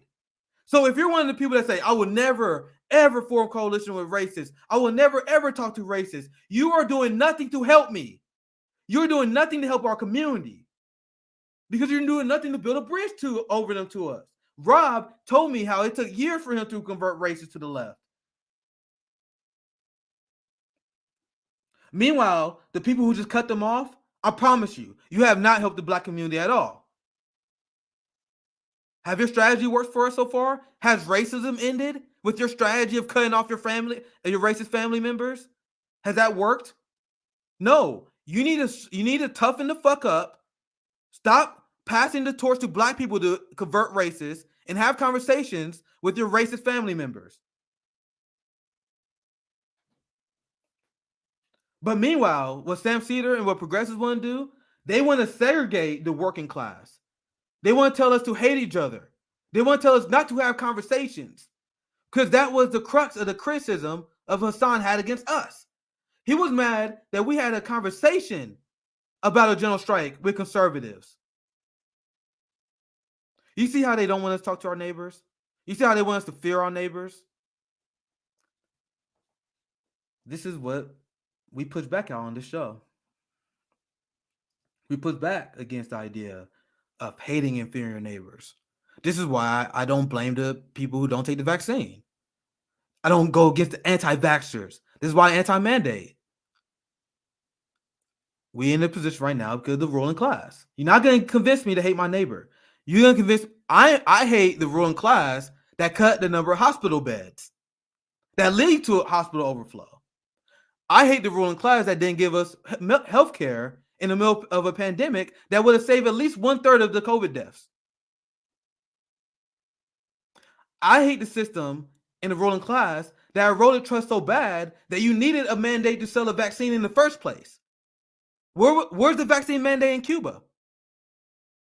They didn't need one because the Cubans trusted their government. So instead of blaming the anti-vaxxers, instead of hating your neighbors, how about you blame the ruling class? How about you punch up? That's what we do on our show. That's what we do on our show. So I'll take a few more chats and I guess we wrap up. I want to do a really long stream today because you guys have been great. I loved it. I've been reading a lot of the chats. I just, I got focus. Like, I'm not a natural public speaker, so I got to make sure I focus on this kind of stuff sometimes. So I apologize if I missed any super chats, but I'm gonna try to get through super chats and next. I gave myself a 3-hour cutoff, so I'll give myself like a few more minutes here. Jim Crow Joe is the red brown lines. Oh my God, I can't believe I forgot that point. That's another point.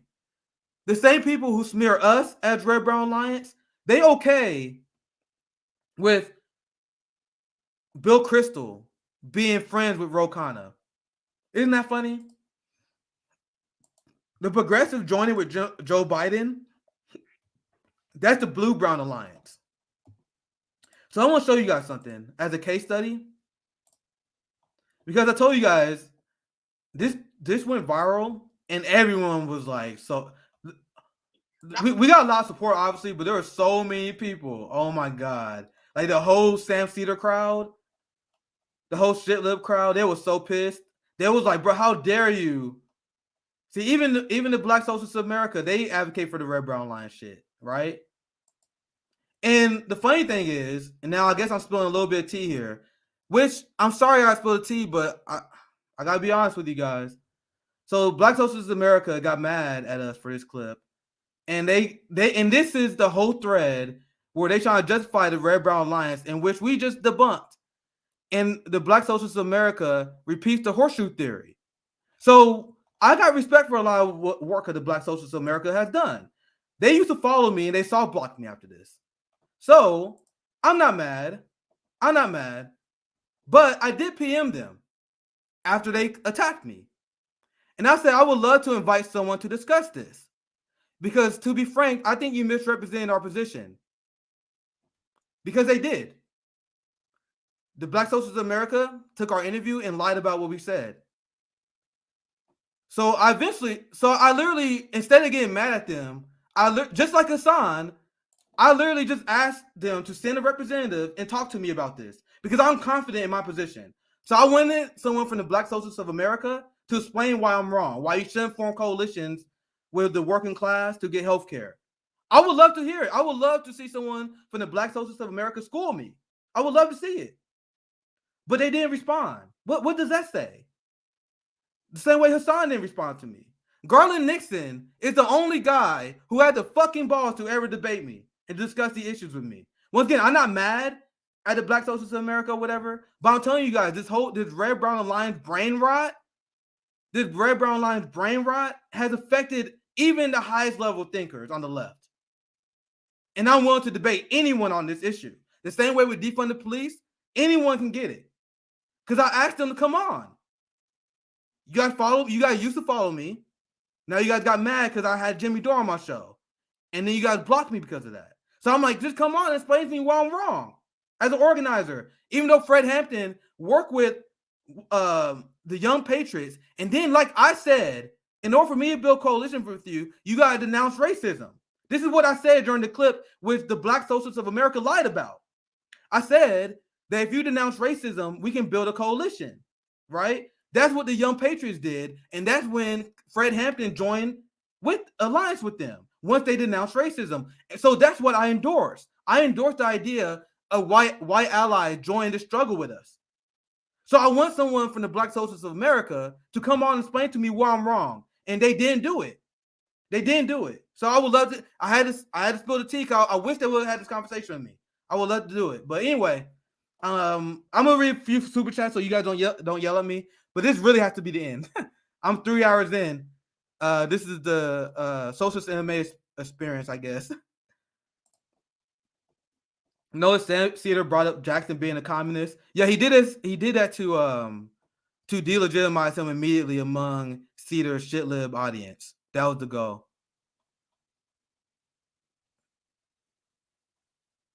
Oh man. See, that's the problem with me ran so long because I ended up missing super chats. So man, I already know I got a lot of hate viewers watching this, so this is gonna be funny. Because this was very therapeutic, very therapeutic today. Because the only reason I talk about these people because I never said anything about Hassan, the Majority Report, any of these people until they start dissing if they never dissed the Medicare for All March, if they didn't diss the General Strike Summit, I promise you, I wouldn't even be talking about them. The only reason I did it because they put my name in their mouth. Hassan made a diss video on me before I ever said his name. And Hassan is the biggest Twitch streamer of all time. So I'm sorry, but if they're gonna talk about me, I can't just let these people talk shit, man. And then the people who say I'm clout chasing because of it, Matt, think about what that says. So they are allowed to talk shit, but I can't respond? Hell no. I'm not having that. Okay. All right, let's run through the last super chats. Hopefully I didn't miss too many. Oh, geez. Damn, man. There's a lot of chat. I appreciate the support, guys. Appreciate the support. Maybe we should wrap up. What did I miss? All right, here's another one. Tulio, thank you for the super chat. $20. Love the fire. Time to send your money to Nina. Nope. After the Medicare for All garbage, she is already pulling fraud squad antics before getting elected. I got PTSD from AOC. Yep. That's the hard pill that a lot of people don't want to address. The fact that the reason why people are turned off of Nina is not because we're being edgy. We turned off of Nina because we already tried and did this and was sold out to the police state by the progressives. Thank you for the $10. Horseshoe theory exists so the establishment, neoliberal imperialist centrists can accuse anyone of advocating red-brown alliance while simultaneously advocating fascist policies themselves.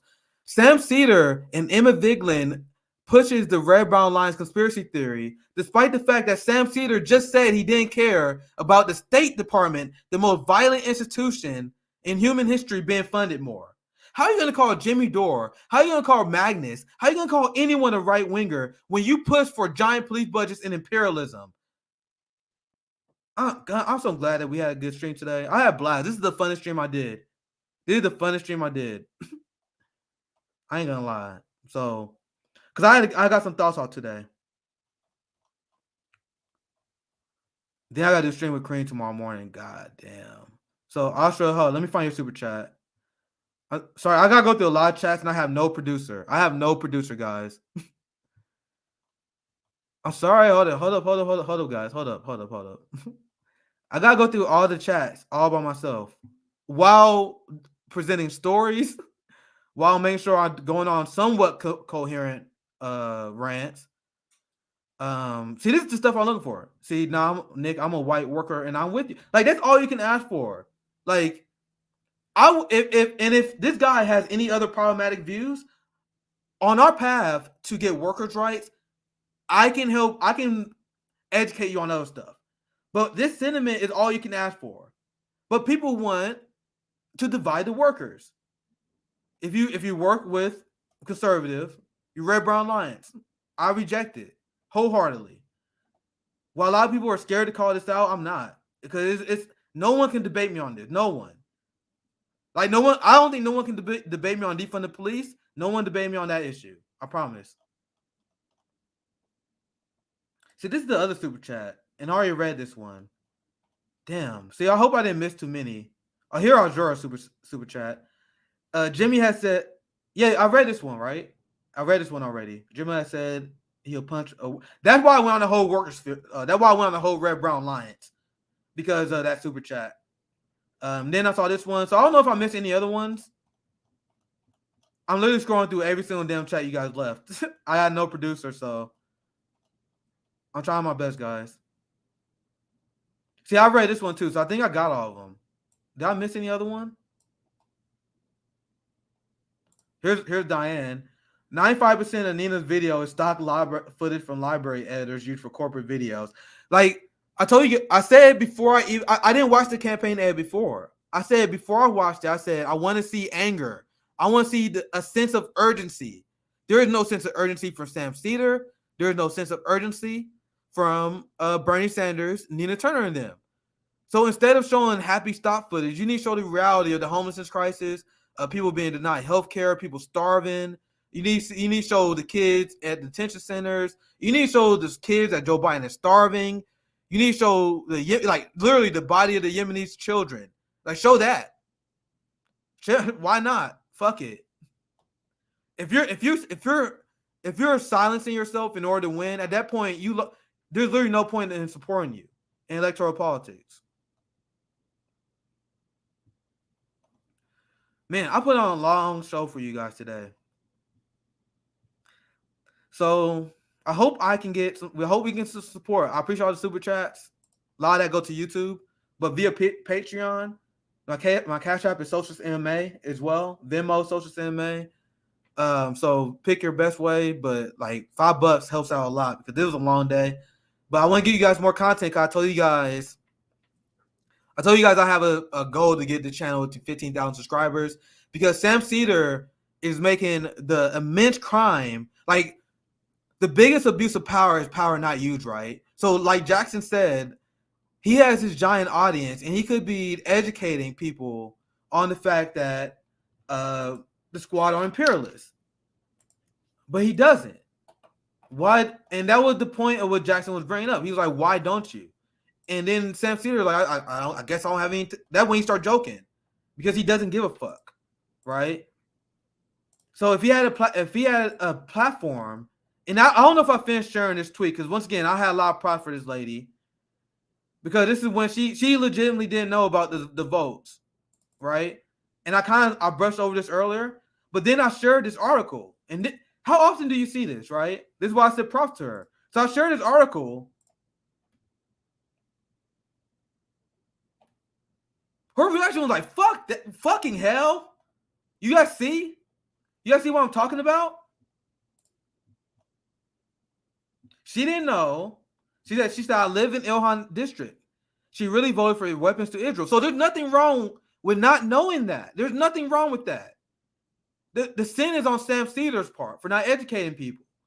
But once she did know this, when people did know this, they're like, "Oh my God, that's crazy." That's why they're trying to shut down these channels. That's why people like Majority Report and TRT are serious when they don't talk about this stuff. And that's why we criticize the squad, because it's important to educate people about this stuff. So, with that said, I think there's one more super chat. We got to wrap up. Damn, we got to wrap up tonight. Thank you for the super chat. Thank you for $5, Steven. Love you, Nick. If you guys want to show more support, once again, just support Patreon, because at this point I literally can't read any more super chats, or I'll stay here all night. So I think I got everyone. Thank you guys for watching. This was like the Socialist MMA experience. 3 hours is good. It was a fun time.